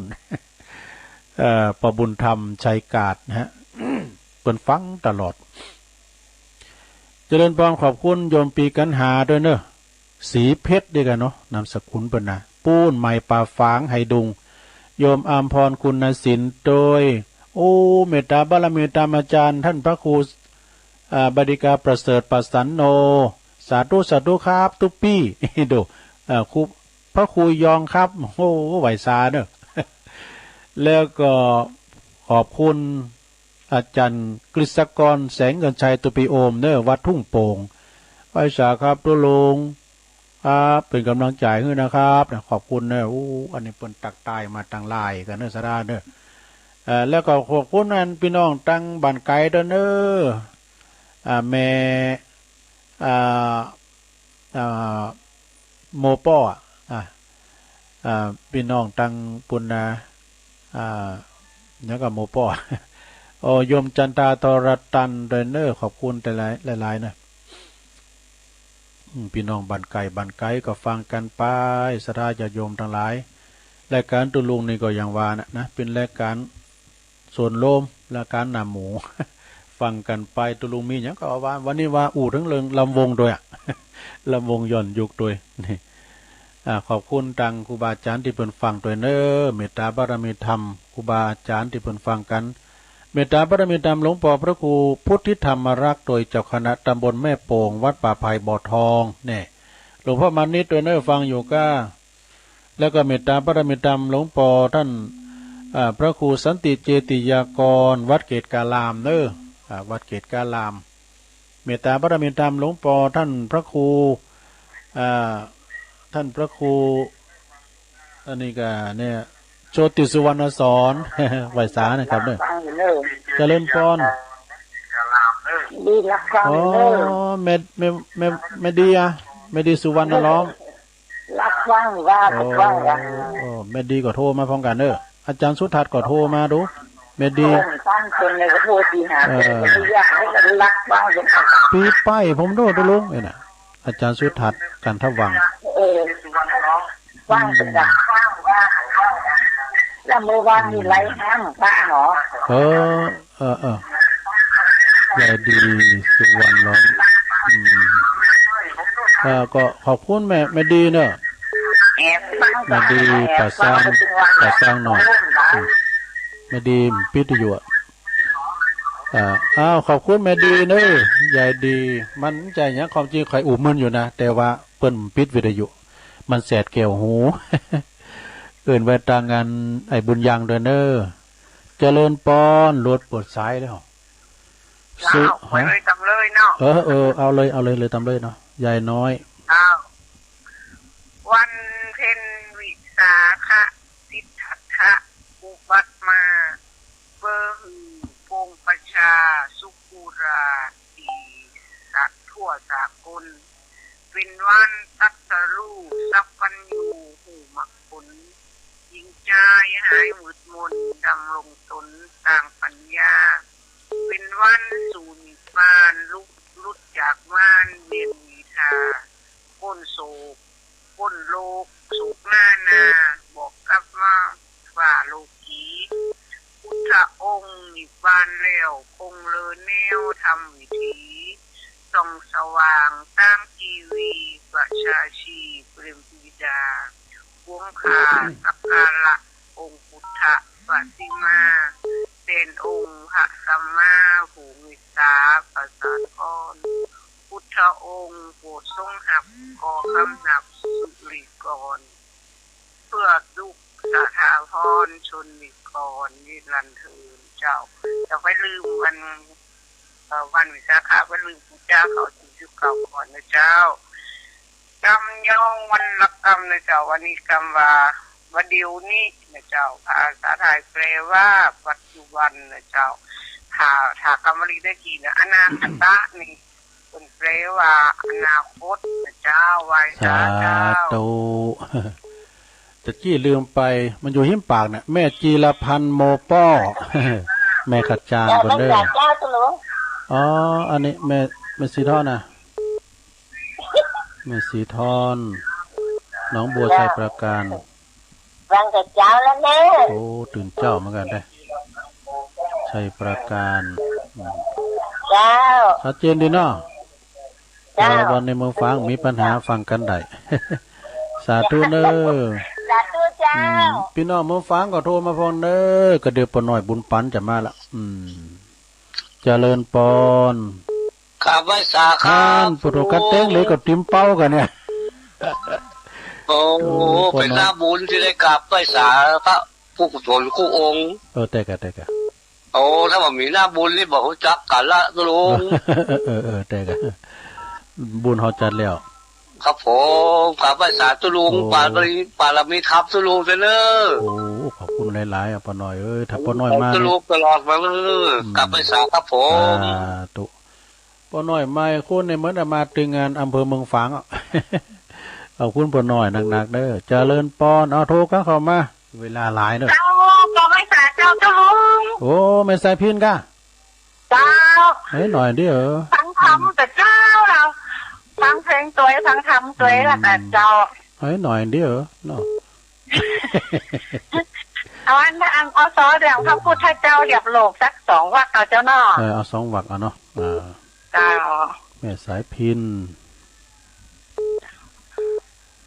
พ่อแม่พี่น้องตั้งหลายคนว่าคนไหนบ่ฮือออกยิ่งจากเก็บมาบอกคนออกบ่ฮือเข้าบ้านจองพระพุทธทำนายไว้ว่าวัดว่าจะมองถ้าบ่เชื่อก็ลองต้นว่ามองจะห่างพระพุทธบนท้ายเอาไว้หลายอย่างห้างตั้งหม้อน้ำสมัยวันหน้าบ่มีผีจักหายขาดนักปราชญ์จะหายหนีแม่ยายบ่มีจะสร้างส่วนครัวเหมือนเก่าบ่น้ำจมบ่หินฟูหมูปัวเขียดน้อยนั่นเล่าจ้างน้ำตัวเท่ามันจะไล่แป้งชิงไฟจากไม้น้ำเปิ้นว่าเหลือก้าหินไฟไหม้แผ่นดินเหลือก้าหญ้าเปิ้นว่าถ้าพูดเปิ้นได้เอาไว้แต่กาไว้บัดกินหญ้าแล้วเอาเปิ้นใส่นาเคยหันมาแล้วน้องพี่น้องวงศาเอาควายเล็กใส่นาเคยหันมีมาน้องพี่วันหน้าแต่ตอนนะเจ้าเนาะตอนมันจบเลยวันหน้าหน่อยเจ้าเนาะวันยาวสอนเอาสอนเรื่องนี้วันยาวเจ้าแม่น่ะวันหน้าแต่ตอนเจ้าไปมันละว่าไปเหมือนน้ำท่านพระอาจารย์พวกเปิ้นจะลำคาญไม่สายพินตรงซ่านเจ้าสาธุเนอตุลุงเนอขอบคุณแม่สายพินกำลังใจทุกคนแล้วเนี่ยเจ้าเนอแม่สายพินกัลยาเนอตุงสารเมืองปานลุงอันนี้แชมเปิลได้นะอันนี้ก็ถูกใจคุณหลายๆคุณโดยจอมหยุดเจริญปอนมาแล้วหลังกัดแม่สาวเพื่อนนึงอารมณ์ดีตลอดยิ้มไข่โฮมาก่อนเลยเนาะโอ้แม่สายพินจอยมนนะเจ้านี่ม่วนแต่ว่าเอาให้หน่อยล่ะต้องเก่าให้หน่อยล่ะไม่จันสมเอาให้หน่อยล่ะเต็มใจตึงหูตึงมันได้ฟังสอเจ้าถ้ามั่นใจคนนั้นไปยืมเกินบ้านเฮาเมืองเฮาเนาะอ่อนได้อาบได้กินอันนี้เป็นอาหารใจหรอเจ้าอาหารใจไอ้สายพินรอตึงวันเนอวันน้อยแม่น่ะฝนตกก็ไม่ฝนไม่ฝนเฮ้มาคืนกับโตโอ้ยจะได้ไปเอาเจอมาแต่เนอะเจ้าแบ่งไปเถอะนี่กะเพิ่นได้ตกเนอะเพิ่นได้กินให้ถอบก่อนด้วยน่ะเจ้าถ้าจะได้กินให้ถอบก่อนเลยตั้งตัวลุงเขานี่ก็ระวังไอ้โม่งดำจะบุกวัดมาดามไปดาวหยังที่เพิ่นได้ดาวไปแตนตรงนี้รอเจ้าหลวงพ่อใหญ่เป็นว่านี่ระวังนะไอ้โม่งดำนะมันจะบุกวัดในมันดำเจ้าปล่อยมันลิดซาวกันตัวลุงน่ะซื้อมากินเนาะเจ้าแป้งน้ำเหลือเหรอนะปล่อยมันในดำครบน้ำบับมันในบนควันของหมู่นะยินดีเนอะแม่จันสมเนอะเจ้าแล้วกำลังใจนะเจ้าตุลุงแต่พองลินพองฟังทำมาหลายภูแล้วเนี่ยแม่น่ะเจ้าพูกก็มาอยู่พูกแถมพูกมีกิจกรรมเนอะโอ้พูกมาหลายเนี่ยปอน้อยปอนั้นปอจานลำวัด นายกกำนันเขาเปิดมาหมดอ่ะฮัลโหลเจริญปอนเจ้าไว้ศาลเจ้าแม่สมพัฒน์บอกเจ้าอันนี้ฟังตั้งแต่ตีสองแม่สมผัดแม่ย่อยสันทรายโอ้เพลงนิมนต์ได้กะเก่ารุ่นเก่านะมันอมตะนิรันดร์การใจดีใจตามอยู่เนอะทุลุงชัดเจนดีโอ้ดีกะแม่ย่อยสันทรายเนาะแม่สมพัฒน์จ้อยฟังฟังอันนี้สมมติยังไม่ใส่ดินนั่นก็อากาศมันหลากหลายด้วยแสกเข้ามานี่ไหนเนาะจ้าเก่งเนาะโทเปิ้นเก่งเนี่ยปุถโทนี่เปิ้นศิลปินเหรอ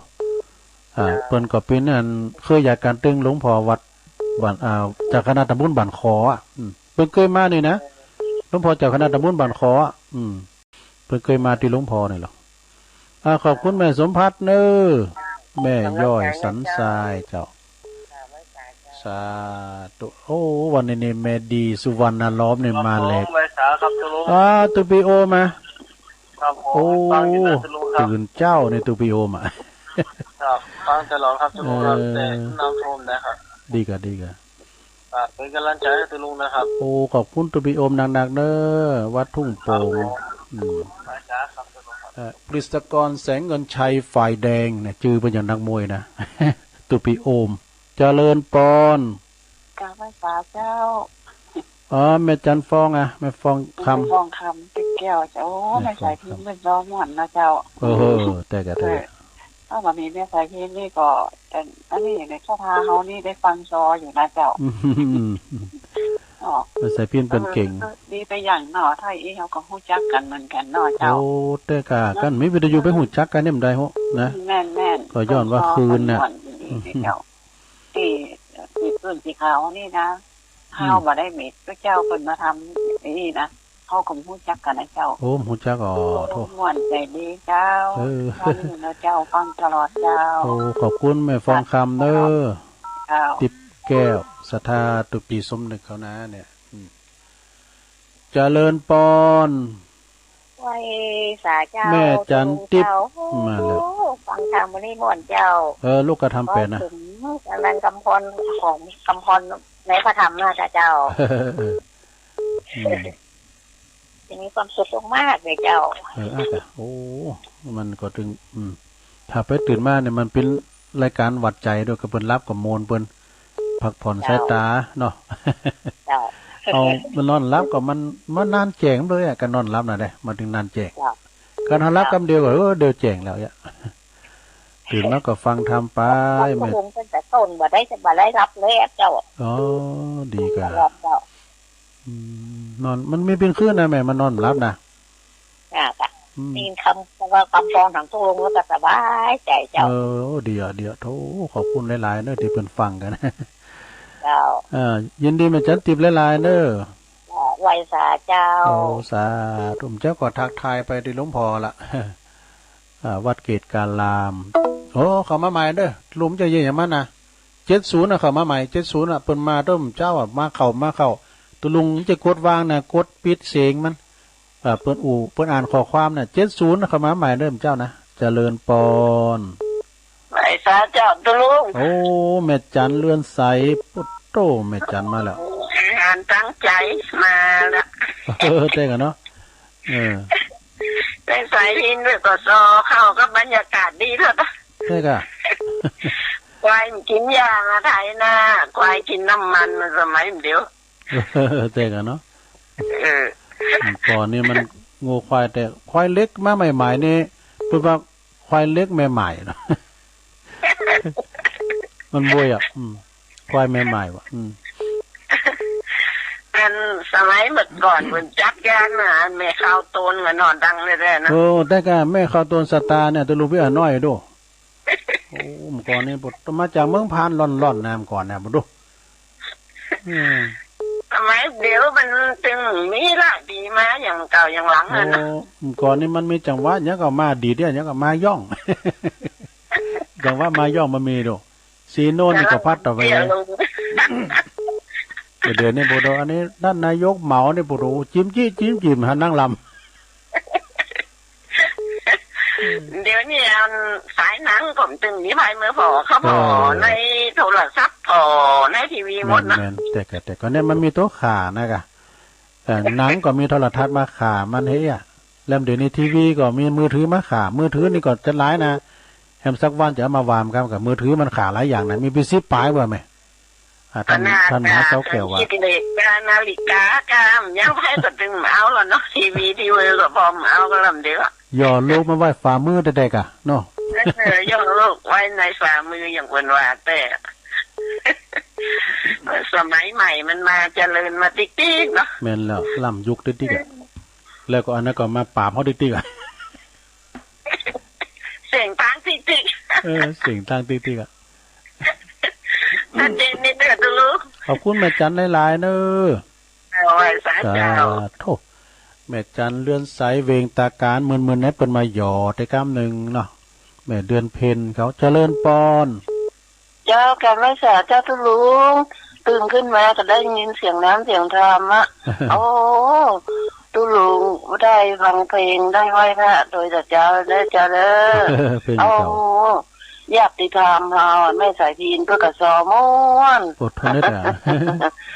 เอาได้ฟังเด้อแม่สายพินคือเติงอยู่เด้อแม่จันส่งก็ขอฝากฝนนาทางบ้านศรีราพรศรีเตี้ยบ้านแม่สุเกียวบังเด้อแม่จันโสมญาติธรรมของเฮาน่ะเอาป้าน้อยบุญก่อนแหมเปิ้นเก่งเนาะแต่เปิ้นใจจดจ่อเปิ้นฟังตลอดเปิ้นเล่งเป็ดเจ้าฟังกู้ตนคู่องค์ฟังตุลุงนะถึงว่าเจ้าแมลงนะเจ้าญาติธรรมเรามันนักดีเขาตื่นมาถ้ามาได้ยินเสียงน้ำเสียงธรรมมันเคยม่วนจะได้อ่ะอย่าคิดอย่าใจเนาะเรียกว่าเป็นอาหารตั้งใจฟังกันนะตุลุงเพิ่นไปไหนเพิ่นฟังขานกู้บ้านกู้เฮือนนะดีเกินเพิ่นบ่โทรก็ได้นะตุลุงว่าธรรมเนี่ยเพื่อนฟังกันเด้อตุลุงเด้อโอ้จ้าขอบคุณมาสุแก้วเด้อฝากโปรดมาบ้างเด้อสาธุจ้ากราบไหว้สาธุเด้อจ้าเด้อตุลุงแม่สุแก้วศรีลาพรพี่น้องตั้งรุ่นในเม็ดรอลุงพอเสียวใช้พอเสียวซับเขาพอเล่งสายเขาเนี่ยพี่นั้นน้อมก็โอ้อันนี้ปอบุญตันเนาะฟังเจ้าลุงตันเนี่ยน่ะติดแล้วหรอป่าไล่ขุดไปได้สักเตื้อ3 ยอดฟังต้นกระม่วนหลากหลายจ้ะน่ะกะโอ้เปิ้นโทรกันมาเนี่ยโมนอกบนใจรุ่นกันลุงถ้ามันมีอย่างนี้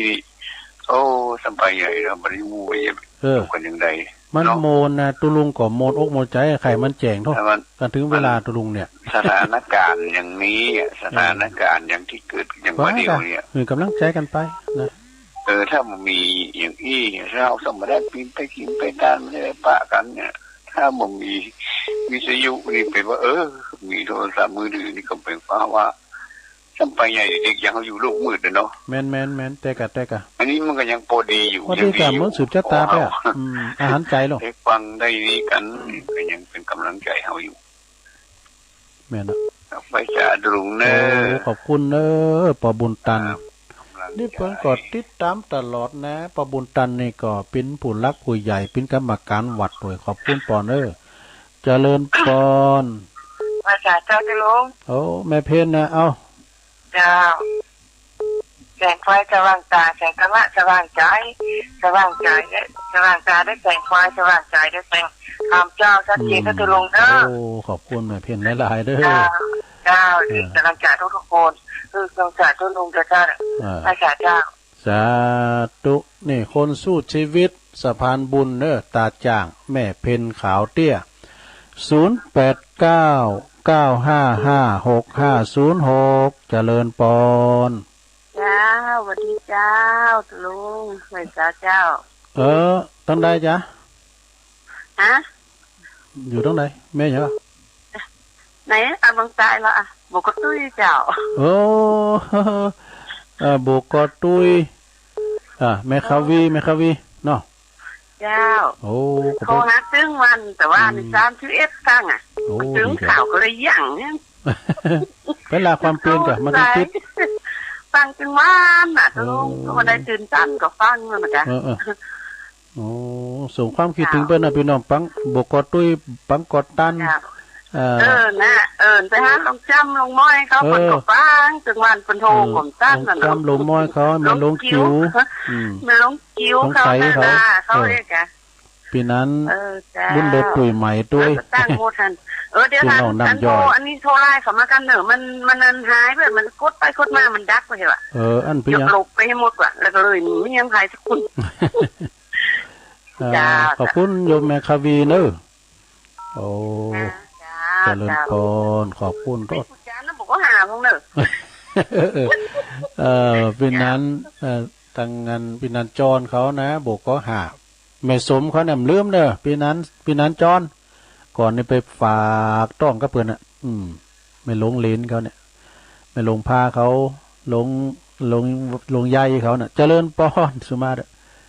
เจริญปอนอ๋ออันนี้เจ๋งโฮลินเนาะแม่จันสีอ่ะเตียนแล้วเหรอเจ๋งโฮลินเตียนแล้วเจ๋งโฮลินก็ฟังเนาะฝุ่นตกอ่ะพูดกันเตอจะเปิดเพลงฝุ่นเดินโฮกของเรามาเยี่ยมตก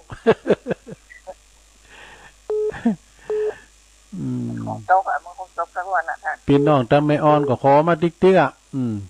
ไอ้พลน่ะลุงขอฟังเพลงชอบเพลง2 เพลงเนอะลุงฟังอย่างฟังไม่ง้อมครับวันคนเท่าป่าปิ้งอ่ะมันถึงคิวแต่ไหนพลเนี่ยโอ้ตื่นเช้าห่อถ้ามาตีหนึ่งล่ะดีกะ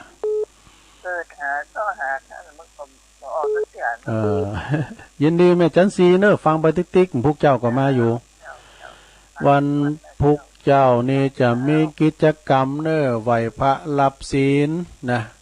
โอ้มพวกนี้คุณจะลายเนอะเนาะเจริญปอนเจ้าแต่ว่ามันอินไม่วันนะไม่วันบันกอกโอ้อีกกะลังจะโต้งหาเหมือนกันเนอะขโมยปลากายอ่ะโถเมวันเขามีฝนปุ่นโต๊ะอ่ะมาแล้วมาทุกอย่างว่ากำโต๊ะหรอเนี่ยมันอัพฝนนะมันเขตปลอดฝนน่ะอันเนี้ยกินกันนำไต่ศอกเปิ้นนี่กันเปิ้นแปลงมากกว่าไม่ได้กินไม่วันฟังเจ้าละกะแม่จันสีเขาเนาะเปิ้นฟังแต่เปิ้นฟังหลายบันกอกบันเฮาอ่ะมีอยู่เนาะฟังกันอยู่เนาะตั้งปอกกับนั่นทองคำติ้งโตกันน่ะนี่ต่อยกันน่ะอากาแม่วันเป็นตัวแทนพี่น้องบันกอกอ่ะตัวแทนทั้งหมดเป็นตัวแทนมาอากาศโทษพี่น้องบันกอกโอ้เปิ้นปิ้นกันก่อนตัวลุงเคยไปช่วยงานเขาโค้งเขากำตัวไปแอร์เปิ้นยังหนุ่มอยู่เนาะตอนนั้นน่ะโอ้โมนเนี่ยปุถุกาพี่น้องบันกอกนี่ยึดปะล่ำเลยนะคุณลายแต่เปิ้นเขาวัดเขาว่ากันเดี๋ยวนี้ไปไหนแล้วตรงนั้นก็อยู่วัดอยู่ว่าเดี๋ยวนี้เปิ้นปั๊บดูเปิ้นโลกเปิ้นปั๊บโลกเขามันเจริญลำบากนะเดี๋ยวนี้เขากำตึงตูตึงโยมแล้วต้องไปไหนเนาะในวันสบายดีเนาะสบายดีโทรมาพองกะมันโทรมาพองพุกก็โทรมาทำเด้อเป็นตัวแทนพี่น้องบ้านกอกเนาะส่งแรงจิตแรงใจไปหาโปรแกรมนั้นหลบคนเกาะอีกแล้วเจ้าสาธุโปรแกรมนั้นทองคำจอมขันเงินนะปลงจีแล้วเนอะอรุณอุสมสันกำแพงเจริญปอนแม่คำปันเหล่าสันปิ้งดีกะฟังเจ้าแล้วก็แม่คำปันเหล่าสันปิ้งดีกะเหล่าสันปิ้งฟังไปติ๊กๆเนอะเดี๋ยวก็ฟังพระครูทั้งเดี๋ยวกันแรงบึกกับมาฟังพระอาจารย์เน้นหลักทำเนอะโมนปุจเจ้าเหล่านิทานปุจจะมีละครจูงควายกลับบ้านยินดีแม่คำปานเนอะปีดิมเด็ดปะกันได้ปีดิมเด็ดปะกันดีวัดตุนเกี่ยวเนาะลุ่มหมดทุก ลุ่มกันนาดตุปีเจริญปอนเวลาหลายอยู่เนอะเจริญปอนเจ้าท่านได้จ้าแม่แม่น้อมตะจางเจ้าแม่น้อมเนี่ยเจ้าโอ้นี่สายใหม่ด้วยเนี่ยแม่น้อมไม่เนาะใส่เมื่อยกะโทรไปมาได้มันก็บ่ติดจ้ะติดแล้วเหรอตาจ้างได้แล้วครับไปดอยน้อยอ่ะตาจ้างเรื่องน้องหลองเลยเนาะบ้านไอ้เพาะอันไอ้ขจรพอใจเขาแม่โบต่างกันแม่เพ่นก็ได้บ้านเดียวกันเนาะตาจ้างเก่าบุเนาะฟังถึงวันเริ่มพูกก็มาอยู่นะเจ้าฟังถึงวันถูกโทรมาแถมขอบคุณในแม่น้อมเด้อสาธุแม่น้อมเพิ่นอยู่ตาจ้างบ้านเดียวก็ไอ้ขจรพอใจเขานะส่งเอิ้นไปตั้งศูนย์นกยุง601นะไอ้นิกรชายน้อยเจริญปอนไม่แต่เจ้าแม่อยู่ไหนคงเปล่าเจ้าคงเปล่าอันนี้น้องตายกะจ๊ะกะไม่เคลียร์เจ้าไม่บ่คีเนาะฟังตั้งแต่เจ้าละเจ้าไม่บ่คีก็วันนั้นพอฐานะโทรมาเหรอพอฐานะเปิดโทรไปเจ้าเปิดโทรมาหลังไม้อ่ะเจ้าเปิดโทรมาหลังไม้บ่ไข่หันตุลุงว่ะมันปิดโตจะฮื้อไหวปอมันถึงจะหันเนาะด้านสูงนี่แต่ของป้าหมู่4นะปออันนี้แม่หมู่11เนาะเจ้าฟังอยู่เด้อเพิ่นฟังกันหลายเจ้าเพิ่นไปได้โทรก็ได้พี่น้องคงเป้านี่กว้างได้กับบ่โทรครูบาตื้อเพิ่นจะปรุงซบแล้วจะลาภาษาน่ะแม่เลี้ยวเขาแม่โนนเขาเนี่ยน้องตายเขาน่ะแม่ฟองเขาพอถนัดเขานี่เจ้าขอบคุณขอบคุณแม่บ่คีเด้อเจ้าไว้แต่เจ้าเอิ้นเปิดตั้งตุปิแตกตุปิโอมเขาจิตรกรปุ่นนะสันมะกรูดอบต.อ้วนอบต.อ้วนก็เนี่ยฟังกันอยู่สันโคสันกูดเจริญปอนฮะแม่เจ้าแม่อยู่ไหนแม่บุญเมืองโอ้แม่บุญเมืองห้องหามาแล้ว83จะตัว3 บาทบุญเมืองไม่ฟังเจ้าแล้วกะเจ้าฟังเจ้าห้องหาเนาะห้องหาตาตุ่มเนี่ยกะตำบลตาตุ่มห้องหาเมืองฟ้างก็มีนะไม่อายเนาะอายุ83เนี่ยไผกดมือถือกดคนเดียวอ่ะกดคนเดียวกะโทรมาคนเดียวกะโอ้คนเดียวกะอย่ามาเก่งเน็ตแต่กะโอ้83 ปีอ่ะแต่นับเป็นฟังกันหลายอ่ะแม่ฟังหลายก็มาบุญเมืองแม่หลวงบุญเมืองก็เป็นโตอันโตเต้นกันเนาะไปสาบารมีธรรมหลวงอาจารย์พระครูโกศลบุญญาณิวิทย์ตุปีอันมีเสียวเดียวกันแล้วนะพอมันสีหนุ่มได้ตุลุงมันสีอันเฒ่าแล้วเปิ้นพอเปิ้นเป็นครูบานี่เสียวเดียวกันเนาะตัวปีมีนะแต่ตุลุงเนี่ยมันสีเฒ่าแต่ใจหนุ่มนั่นน่ะขอบคุณแม่บุญเมืองเด้อโอ้หลวงบุญเมืองโทรมาละห้องหาเด้อสาธุ83 ปีแล้วนะเนี่ยบทโตปนฟังตลอดเด้อตุปีเอ้ยคิดเขาลำทำแล้วแม่ไพพี่เจ้าก็เศร้าเต๋อออกก้อนนี่แม่อำไพพี่อยากวะแม่ต่อยเนาะเดี๋ยวไม่ต่อยซื้อน้ำเคืองมาให้เขาออกงานเดี๋ยวเนี่ยก็มันบอกได้แล้วว่างไอ้โมงดำมันจะบุกวัดไม่ใช่เดี๋ยวเกินก็จะเอาไปตามนี่ทุยก็โอ้ดีกะเจ้ามันเต้นเถอะนะรอก่อนรอมองก่อนการเราไม่ไว้ซะเจ้าสาธุอดอันนี้แม่ต่อยเนอะแม่ต่อยพระบาทเนอะนี่นะแม่อำไพเนี่ยอ้าวเจริญปอนสูงค่ะทุกคนโอ้แม่คำมึงฝางมาแล้วปุดพี่น้องไตพี่เข้ายากกันนะทุกดีกันโทรมาได้แล้วโอ้ขอบคุณอันติดแล้วฟังเจ้าฟังเจ้าแล้วกะ เจ้าฟังแต่เจ้าละจะหมดตุลงเทศธรรมว่าเจ้าแต่บึดก็ปากันเกมน้ำมุนไวเนอร์ใส่โขดไวเนอร์บึดหลวงพ่อใหญ่เฮาเปิดจัดสวาดมนต์คาถาเตดน้ำเตดธรรมออนไลน์เนอะเกมไว้หลวงพ่อใหญ่หลวงพ่อพระครูสุจิตานุรักษ์เปิ้นจะสวดมนต์แล้วก็จะอ่านสืบชะตาตึงหลงตึงหลายตุลุงก็ยังเกมมาฮะตุลุงก็มีนะตุลุงก็ฟังเปิ้นจนจบมามวนใจเปิ้นว่าสปอยมันเดี๋ยวนี้มันไปแอวอยู่มันขาวมันนุ่มอยู่มันไปแอวตำกาดตำลีอยู่มันไปแอวหมู่บ้านหมู่จองพูนไปที่ลูกที่เมียเขาพูนเนี่ยเวลามันดำมันก็ระวังไอ้โม่งดำมันจะบุกวัดถ้าหินจะมีตุลงป่าบนข้างใหญ่นี่มีกะเฮ็ดอันไหนเฮ็ดไข่ห่านเฮ็ดไข่ห่านก็เฮ็ดตาควายกะตามปีนอกก็เปิดว่านั้นไปผอมได้สักอันเฮ็ดตาควายนี่อันลื่อโลงวานะตั้งบันทีเขาได้กันหลาย